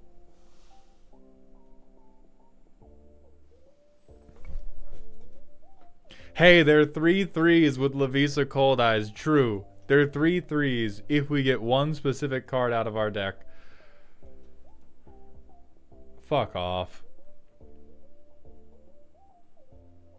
Okay, additional land drop. Sure.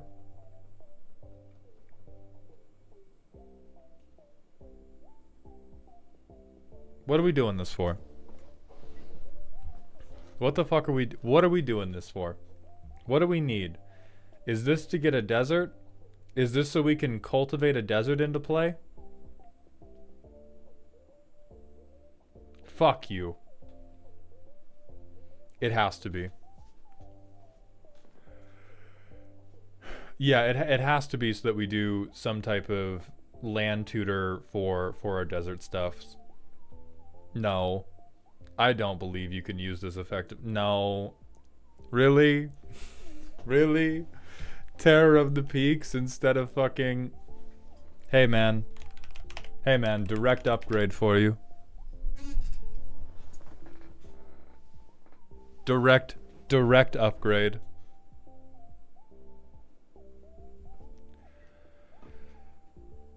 Okay, Timeless Witness, unfortunately good. Why we got... Okay, so we know we think dragons are cool. We know this deck fucking loves dragons.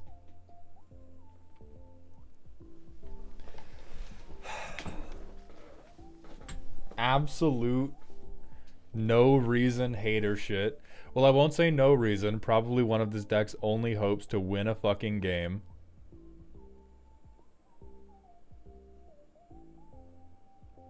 Why the fuck we got... We have a specific silver bullet counter to land hate because I can only presume that your lands have been exploded deservingly.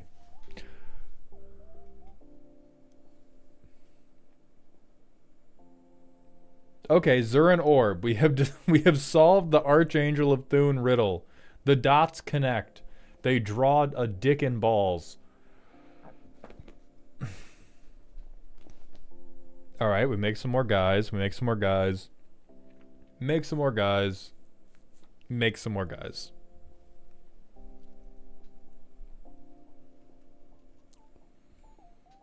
Then we have a tutor.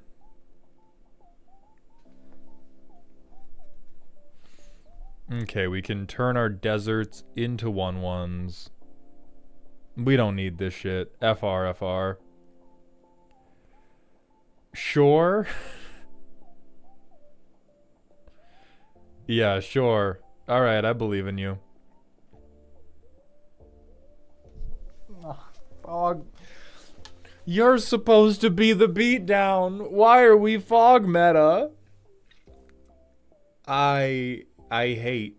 I don't know if I hate you, but I hate.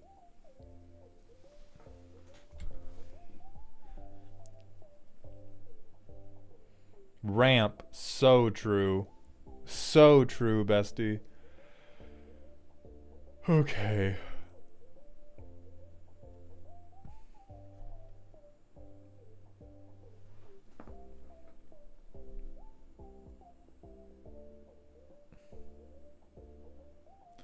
Alright, so we're trying to get a ton of landfall, and we're trying to turn all of that landfall into land sack for value. So that we can get, like, Yuma going off, so we can get Hazazon going off. This deck is only legal in bracket 4 and can't compete with a decent bracket 3 deck. DMC, thank you for the 100-bit cheer. This looks to me like the result of being warped by a very specific pod. If we do... Hey, turn 1, get fucked. Get fucked, Amulet of Vigor. It's all untapped. I skip my next turn. Get fucked. Another untapped land, I play Hazazon. Field of the Dead, no trigger. So we can make stuff basic. We can do Desert Warfare. I don't even know what that does because the Architect playtester makes me want to pull my eyes out.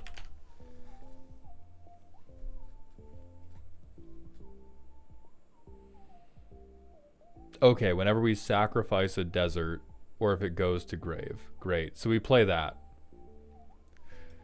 $3,000 of effort for I have land drop curve out into nothing. What happens next? I can't play this. I play Enduring Courage, such that if I do ever get 1/1s, they have a banner effect. I have unlocked 2 land drops a turn.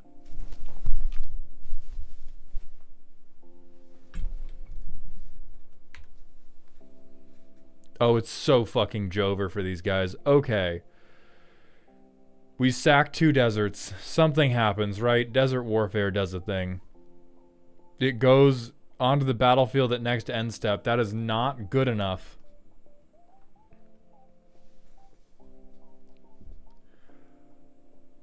Alright.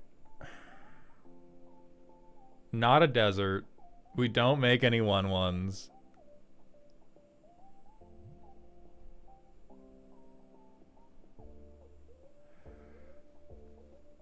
Hit 2 land drops. I think we get 4. So we have 4 1/1s. They become 3/3s. Cookery. We have 12 power to put on board. We do not control 5 deserts to trigger the other clause of Desert Warfare, but we have 5 power on board. We play this. We play this, so we have 4 5 3s. We have 4, 5, 3s. That's something. No, that's not depressing. That's game actions. Fuck you all. Do we or did I play? No. I did Lotus Field bullshit. Yeah. So now I put 20 power on the table. All right. Heating up. Heating the fuck up. This is turn 6, by the way.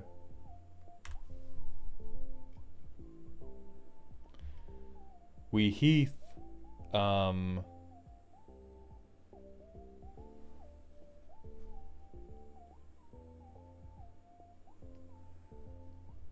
We cry. We weep openly. I guess we turn loot sideways and we check top 6 for a creature we can do something with. I piss and shit. That's all I've got.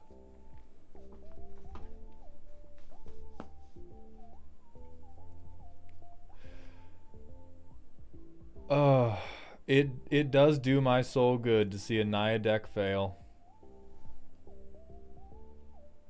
Start a new game. Alright, how about this one? We got Glacial Chasm, we got lands, we like have to mulligan that. Okay, Bristly Bill, extra land drops, tutors, that has to work. This has to do it. A fucking Wooded Foothills. Oh my god, I get a mountain. I do not give a fuck about fetching appropriately. So turn 1, we do that. We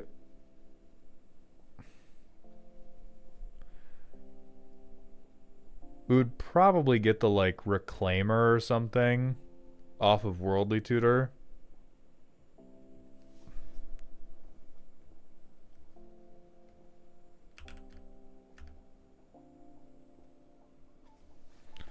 So we get him. He's our draw for turn 2. I Bristly Bill. I'm gonna pray to God that I have it. I don't fucking have it. I Sylvan Scrying for a land. Fuck it. Turn 4. I play my commander. Pretend we're color fixed because I will begin crying if I don't. We play our commander, in our landfall deck, we play our commander 1 turn behind curve. We play a desert. We have 2 1/1s now. Hot. Hot and nasty. Oh, and we have 2 1/1 counters.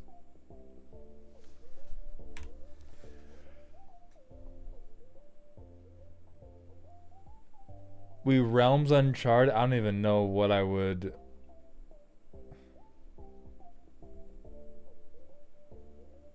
I think I Desert Warfare to set up the Realms Uncharted play.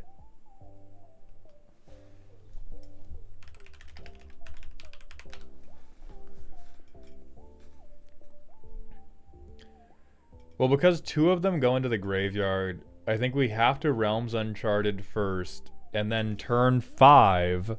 Holy shit, we hit our land drop. We are up to 4 1/1s on turn 5. We Realms Uncharted for 4 deserts. These 4 cards, these are deserts now. That's how few fucks I give. 2 go to graveyard. 2 go to hand. I play 1 to tap and play Azusa to play the other and play the other 2. So 4 lands hit the field. That's something. That's 8 1/1s. I have 12 1/1s. That is not nothing. If only I had thought to bring a reasonable number of banners. What in the fucking half-hearted combo line is this deck?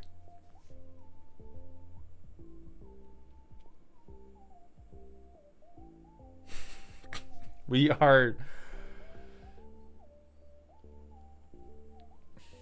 Dog, I appreciate the rent money, but we are so far up our own ass with aspirational combos when the whole deck gets cleared by 1 copy of Beastmaster Ascension. Let me put you on game. Let me put you on incredible game right now. This deck has spent this deck has spent $3,000 on a half-hearted combo line when you could just fucking play Explore, Beastmaster Ascension, win the game. Game over. So like stuff that is solid and good and you are probably up to fuckery with. No. The name. I like the name. Enduring Courage. Yes. Give our guys haste. Make them hit hard. Kind of, because you can sack a land, but mostly no. If you just down bad, I get that. For an effect, it is 2025. We can just play Beastmaster Ascension. We can also just play War Leader's Call. We got a million ways to juice our guys a little bit for much, much cheaper.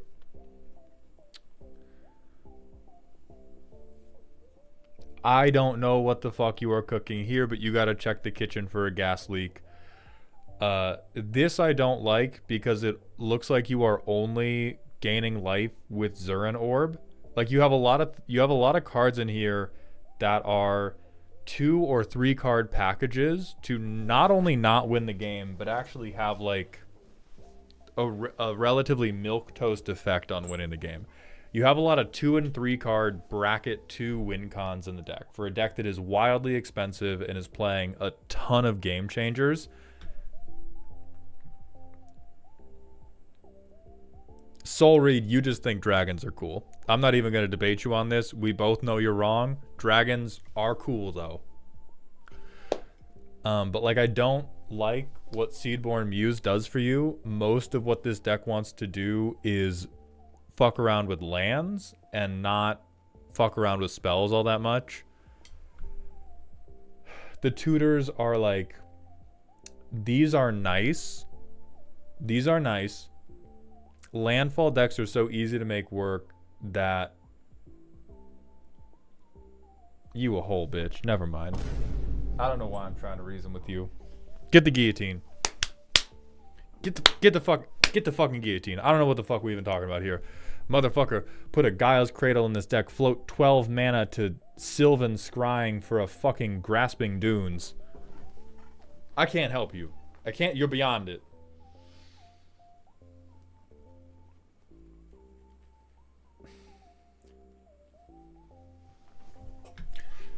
So, like, protection, good. I'll give you that.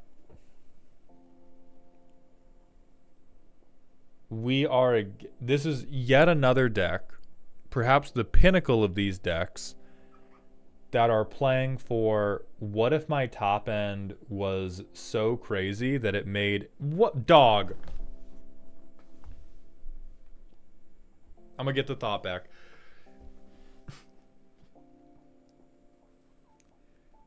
This deck is like, what if I took a turn that was so long and did so little...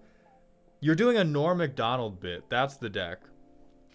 If I just keep talking, it'll go from funny to not funny to funny again. If I just keep doing the bit. If I just keep doing it, everybody will clap eventually. If I do a combo line long enough to win the game little enough. And also, what if I was a bitch? FR.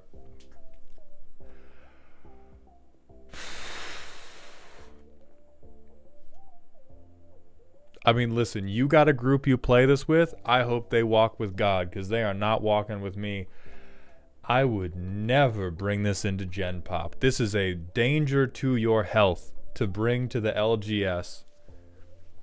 Because by the current rules of Magic, you are writing bracket 4 checks with a bracket 2 bank account. Not literal bank account. You are obviously breaded. But a bracket 2 power budget. Alright, what's some heat? I don't want to help, but what's heat? Beastmaster Ascension, heat. War Leader's Call, heat.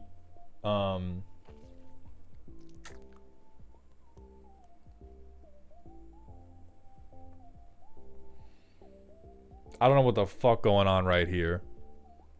I don't know what the fuck is going on right here. I don't know what the fuck going on right here. No.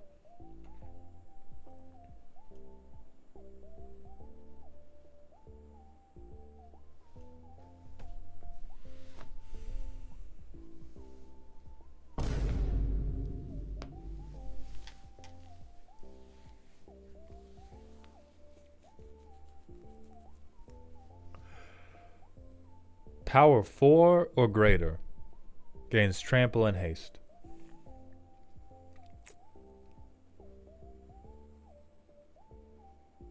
Four or greater. I just want us to zoom in on the 1-1 here. And the 2-2. All of our banners by themselves are totally unable to crest this margin. We have a $3,300 deck running a 50-cent signpost uncommon. I can smell the booster pack on this shit.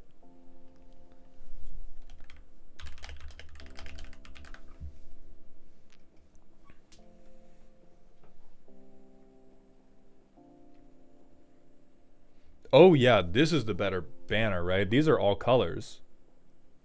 Yeah, they're red, green, and white. Ooh, okay. Actual heat. Actual heat, Bander. So this just replaces Lavisa Cold Eyes because it turns them all into 4/4s, and then you get to keep the fucking cactus. What's 5 Alarm Fire?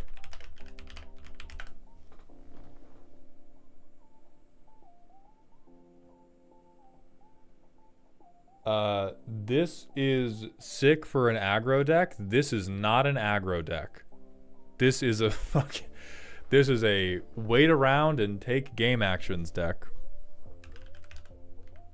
Let me check Nylea's intervention, Alec.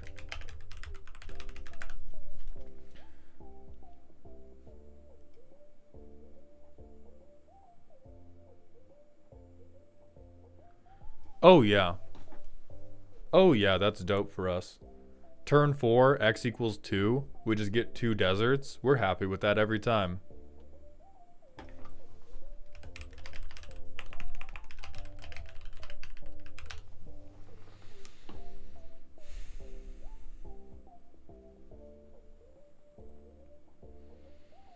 Oh hell yeah. Nah, fuck Scute Swarm. Fuck Scute Swarm. Hell yeah, March of the World Ooze can do something.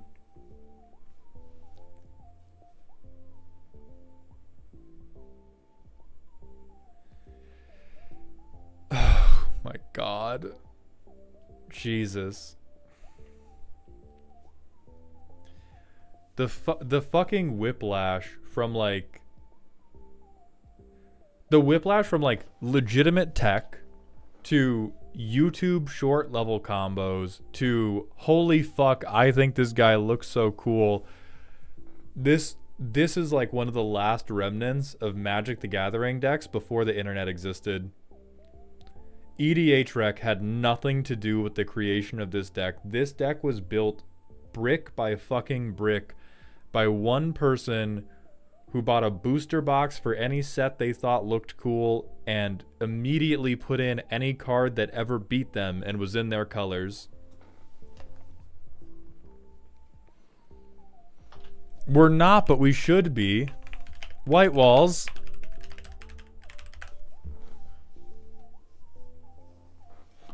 White Walls, show me the goddamn money. Show me the goddamn money. I know you have the $17. I'm the green player from 10 years ago, yes. Fucking time capsule ass deck.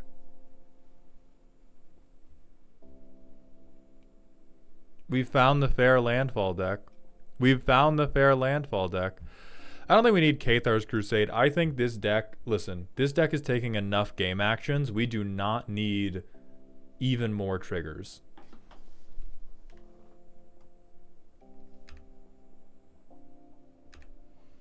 Yeah, fuck it. I just skip turns, bro. I don't even like turns. I guess I would have like... Oh, I can't... Yeah, fuck it. The colors are fixed because I'm a bitch. Turn 4, we go like desert, Field of the Dead, who cares? I have 2 1/1s. Is this a land? I think it is. Land, I fucking escape shift. I get 6 deserts. If I had a single banner in hand, I would win the game. Or a better banner than Enduring Courage, because I can't play Enduring Courage and then scape shift. But if I scape shifted... Never mind, we're fucked anyway we do it. These brings to land tapped. Alec, we're doing a fair amount of land sacking, but like... Jetmir is also hot as a banner, but I think we have enough banners.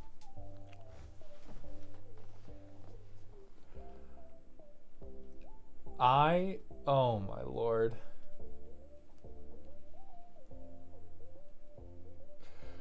So most of your ways to play extra lands work. Most of your ways to get extra land drops and like cheat lands out work. The 15 creatures here are flatly ridiculous, and I think you fucking know that, you little stinker. And I'll show you some other stuff that's come out in the last couple years you might have missed that would be good for you. Boom, Caretaker's Talent.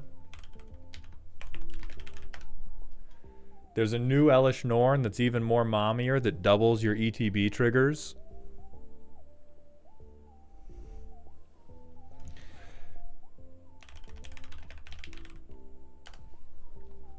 There's this, which you probably knew about.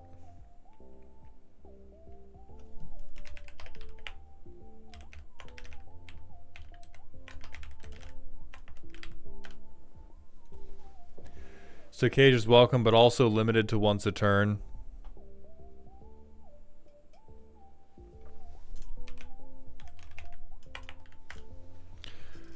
Yeah, I think Ramanap Excavator could be good redundancy. It depends on any problems that White Walls is running into. Harley Randy, thank you for the 2 months in a row at Tier 1, my friend. Welcome back to the dog home. Oh, true.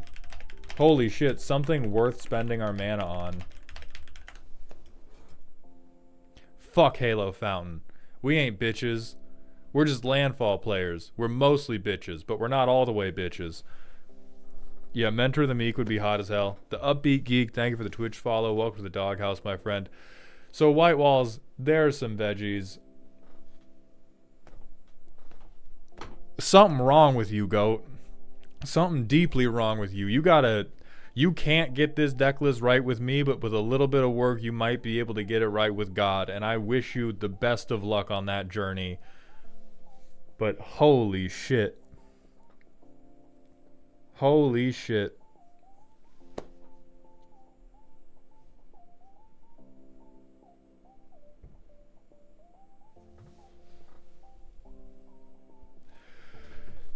But thank you very, very much for joining the Mango Money Moment Hall of Fame.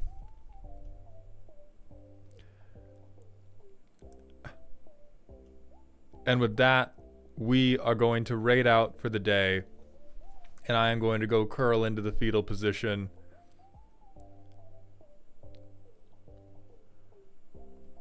Oh yeah, we got to refund both the personal question and the rant.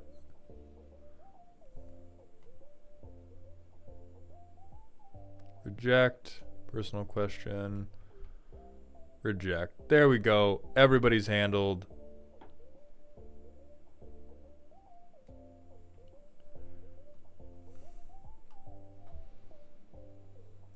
See if the homies are on. The homies are not on. We shall seek. We have a Jund Legacy player.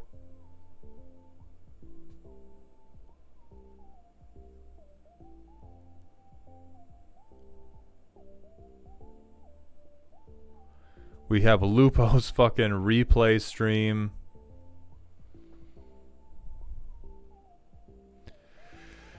Xavier, thank you for the 100-bit cheer. Just cut, behold the unspeakable mauled. Too many good cards.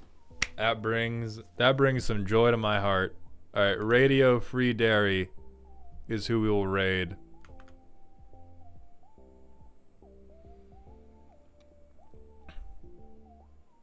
Oh, 2 viewers? Yeah, hell yeah. Let's make them shit themselves. Hit them with the indestructible Justin rant.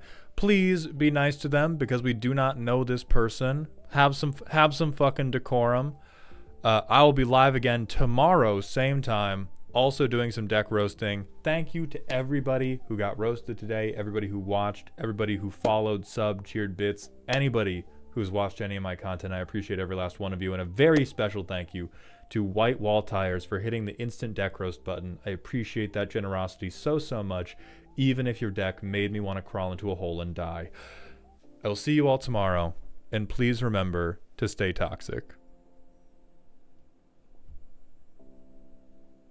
YouTube, that's just it for me, but I'll see you all tomorrow.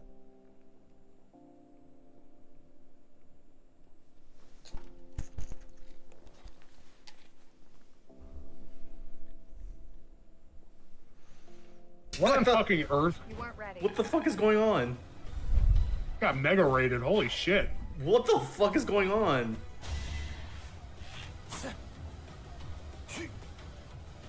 Hi. Hi, everybody. Jesus Christ, the I'm hell? terrified.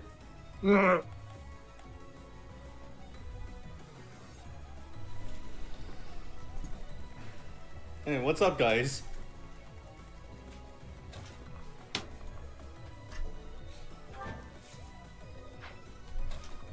Damn right, Three Houses is based.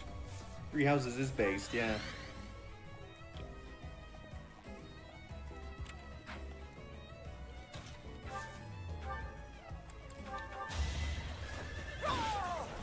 Oh, jeez. Thanks, Mavic. Thanks for the hype train. Annette is best girl. I will die on this hill. I adore her. I don't agree. And that is great. Communism is based. She is great, though. Hell yeah.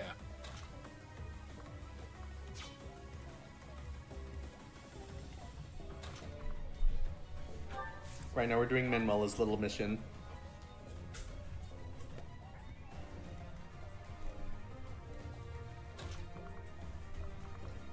Maltown said they have 2 viewers, let's make them shit themselves. Yeah, it was fucking, that was fucking crazy. That was not the 4-letter word I had in mind.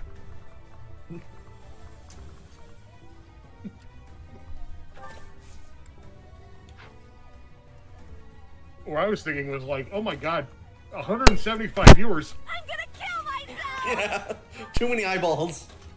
Yeah,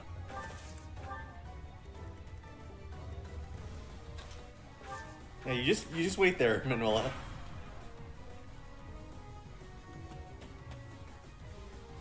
I'm coming. Uh-oh. Uh-oh. Oh, thank God he's missing. Yeah, fuck off.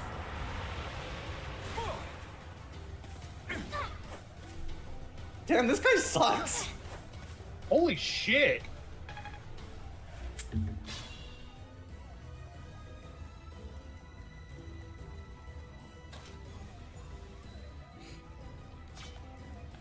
I love Sacred Stones, but couldn't get into Three Houses. The time mechanics, man. I get where you're coming from, but we're also huge Persona fans. Yeah, that's the thing. Even though we all played this game first, I was kind of predisposed to liking it, I feel.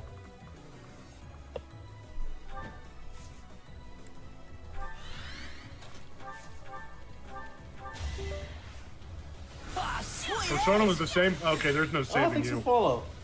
Ah, sweet Thanks for ass. the follow to you too, Fierce Oatmeal.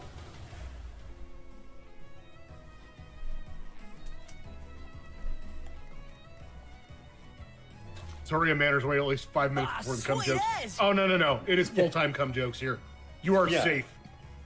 This is the cum joke zone. Ah, sweet ass. Thank you so much for all the follows.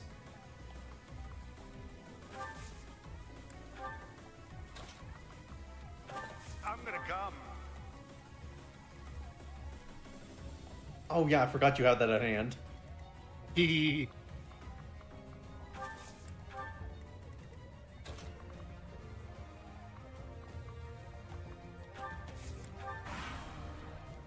What a bunch of meddlesome losers.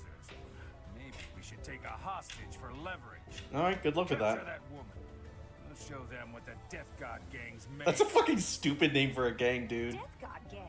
What kind of childish nonsense? Where's the Death What Knight? server should I direct them to? Yours and mine, I guess.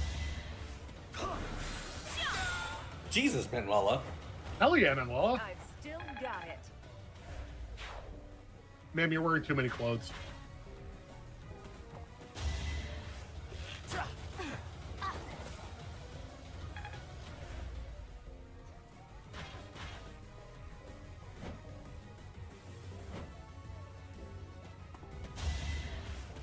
Okay, good luck. It's really they run up to Byleth and it's just like it's just a meat grinder. Oh, here it comes. Down to this.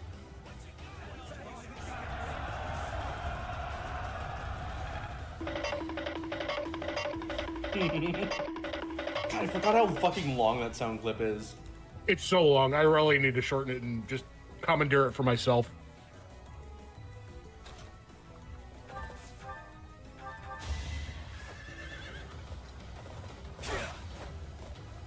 So obvious. Just give up. This is what a real man looks like. Keep telling yourself that.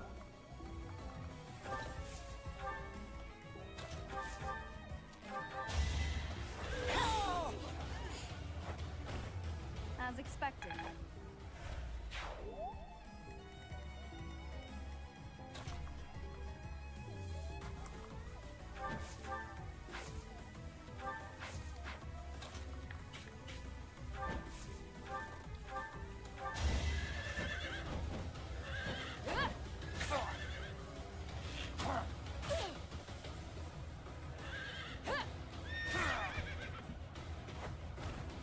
Over already?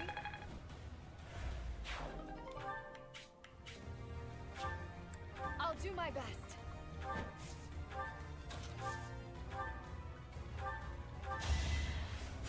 Yeah! You saved me.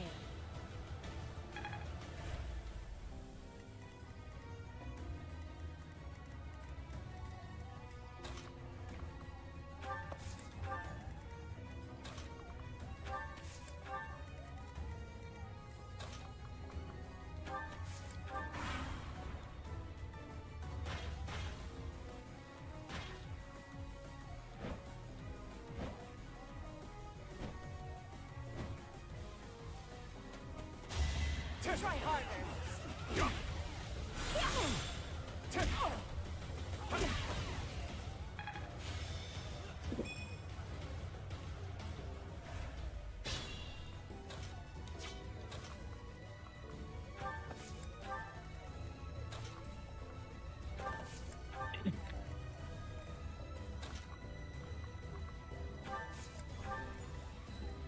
Alright, we got a lot of guys coming on Manuela and Ingrid. So I want to wrap this up pretty quick. Ready.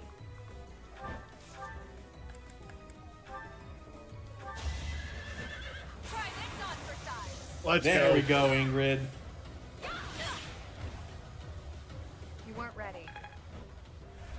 Ingrid's really become an MVP. Yeah, she is. I don't remember her being this good.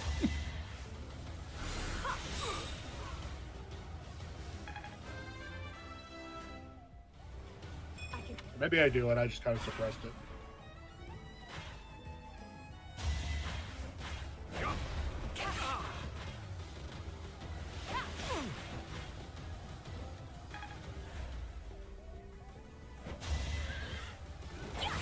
Uh-oh.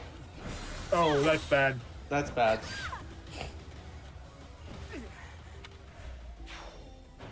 Yeah, that's a failure state. Yep.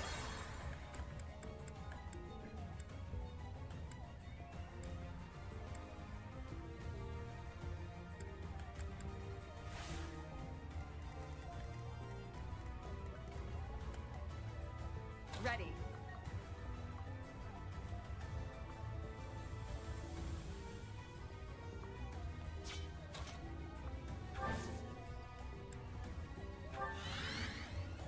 Let's take them out.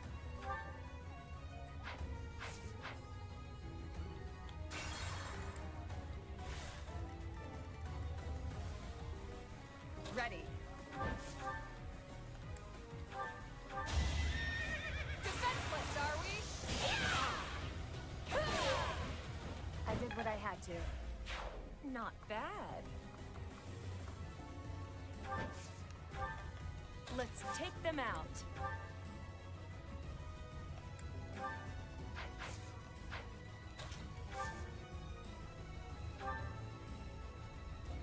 That's not what you want. Yep.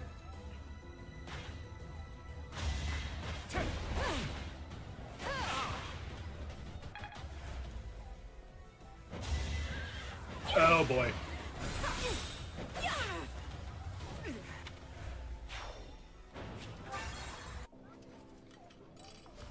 What a hotel. Right?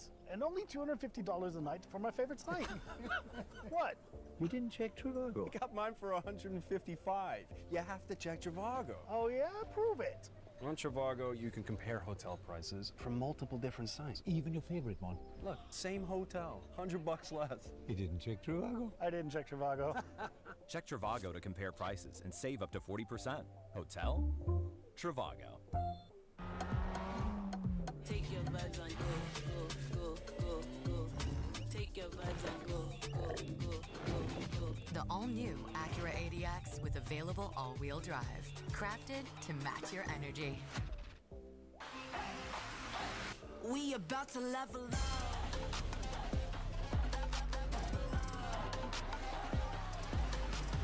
Too fast, got hype speed, that supersonic I never see. Got the pins in the back, all eyes on me. I'm too fast, got hype speed, that supersonic I never see. Got the pins in the back, all eyes on me. We about to level up. This is the new Star of the Seas. Book your vacation today. Never played Persona. Mostly got with Digital Level Saga along with Nocturne. Those are some Let's take them out. those are some good ass games though. Yeah, we were playing the hardcore shit. Yeah. I remember back in those days. What was it? G4 that was shitting all over Digital Devil Saga and Nocturne. I figured you were gonna say that because I was already ready to say G4 was shitting on anything Japanese. It was such a weird time. Nice try. Too slow. There's video evidence of Tommy Tallarico shitting on Melee. Oh yeah, I know. And years I know later, about he would that. claim he never said that. Didn't he claim he worked on Melee? I don't think so. No. He claimed he worked on like Metroid Prime. That's what it was. And Miyamoto, who never had anything to do with Metroid, by the way, personally recruited him for it. We're gonna have Adam Sessler, I think it was. That sounds right. Seems I prevailed.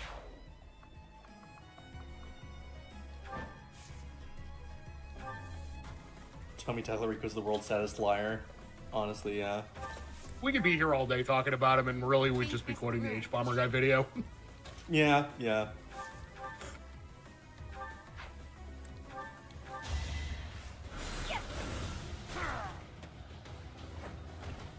I just worked harder.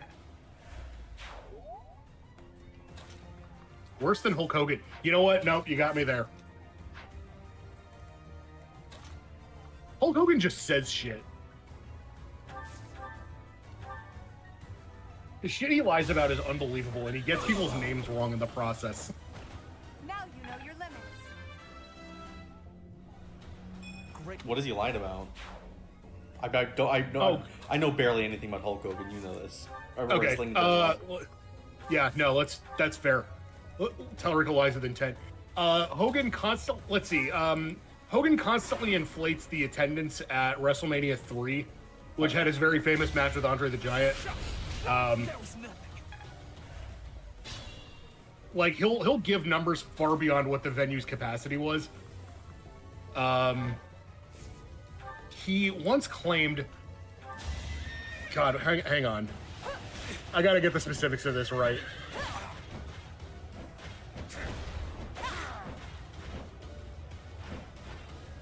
I aim for greatness.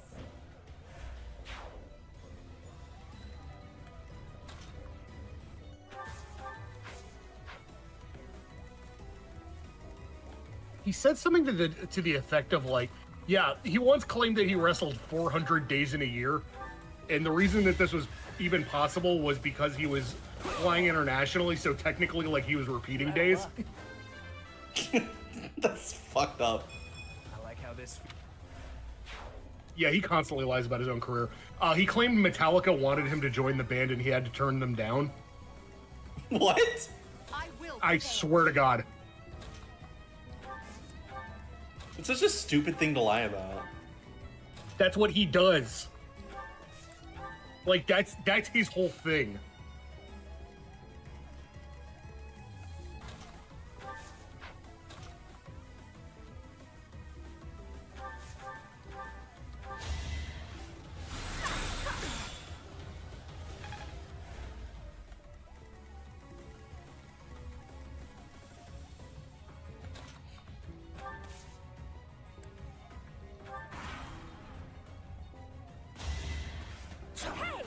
There you go. Good job, Manuela. Oh, hell yeah. A win is always welcome. Ingrid's nearly there. Just hold out. Predictive strike.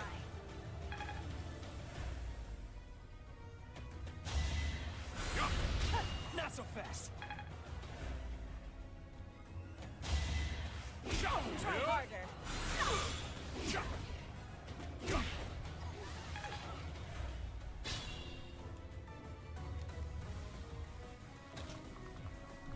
There we go. She can attack that guy from there. Let's go.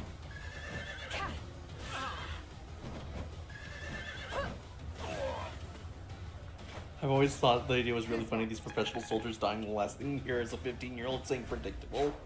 Well, Byleth was older than 15.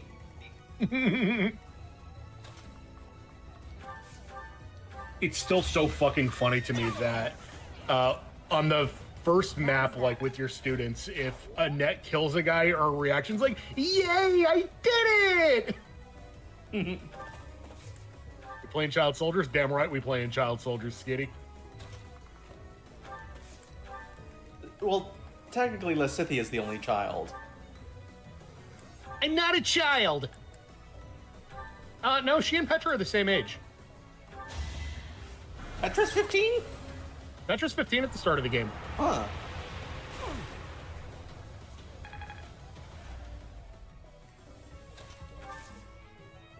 I think a couple of them are 16 at the start. I think Annette's 16 at the beginning. No obstacle will stand. You're relentless. Lysithea's just like, damn, bitch. Easy.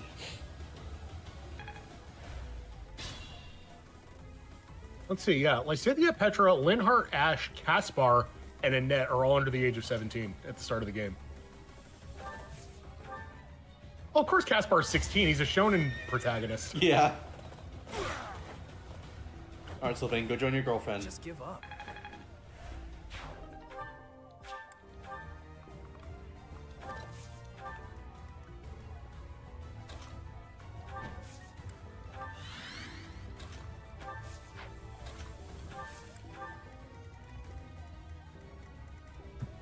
And at the start of the game, Byleth, Mercedes, Hubert, Sylvain, and Leonie are all over the age of 18. Leonie would be the same age as Byleth, wouldn't she? No, she's 2 years younger. She's your little sister!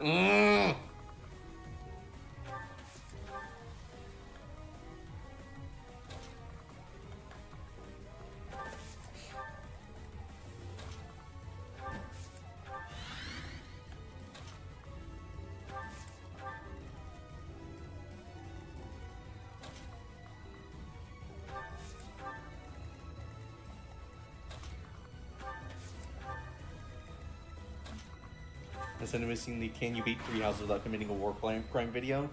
I'd imagine the answer is no. Nice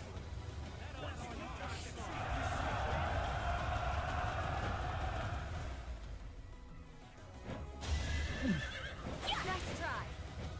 Try this on for size. Hell yeah. There was Ingrid! there's a Holy shit!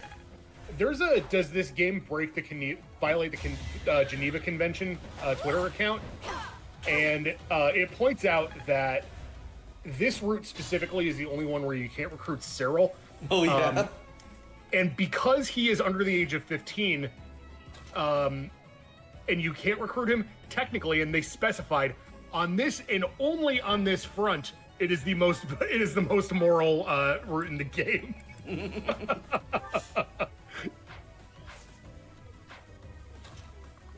On a JRPG protagonist who's a 40-year-old single mother working a full-time and part-time job. Now you're talking. Trying to find her neighbor's disappeared cat in the Alps. I did what I had to. Hey!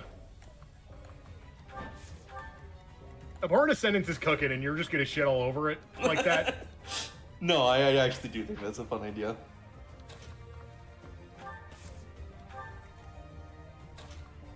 Skinny wants to take her out for coffee. Me first.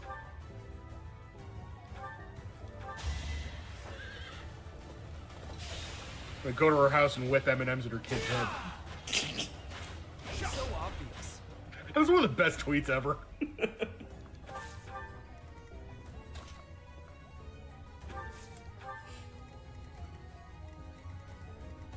But it's her to be happy.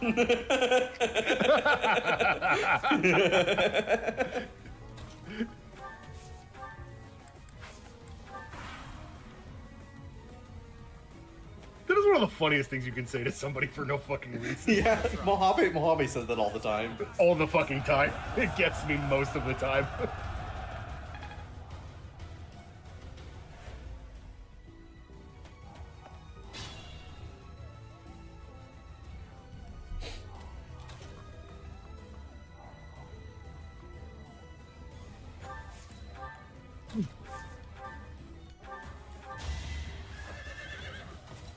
God, that raid was so funny at first because, like, you know, I'm a mod on this channel and, like, I see a highlighted message that is very long and I'm like, who do I have to ban? Yeah. No, that was my immediate thought was like, okay, oh yeah. shit, we've got a shit ton of spam that Jordan needs to deal with now.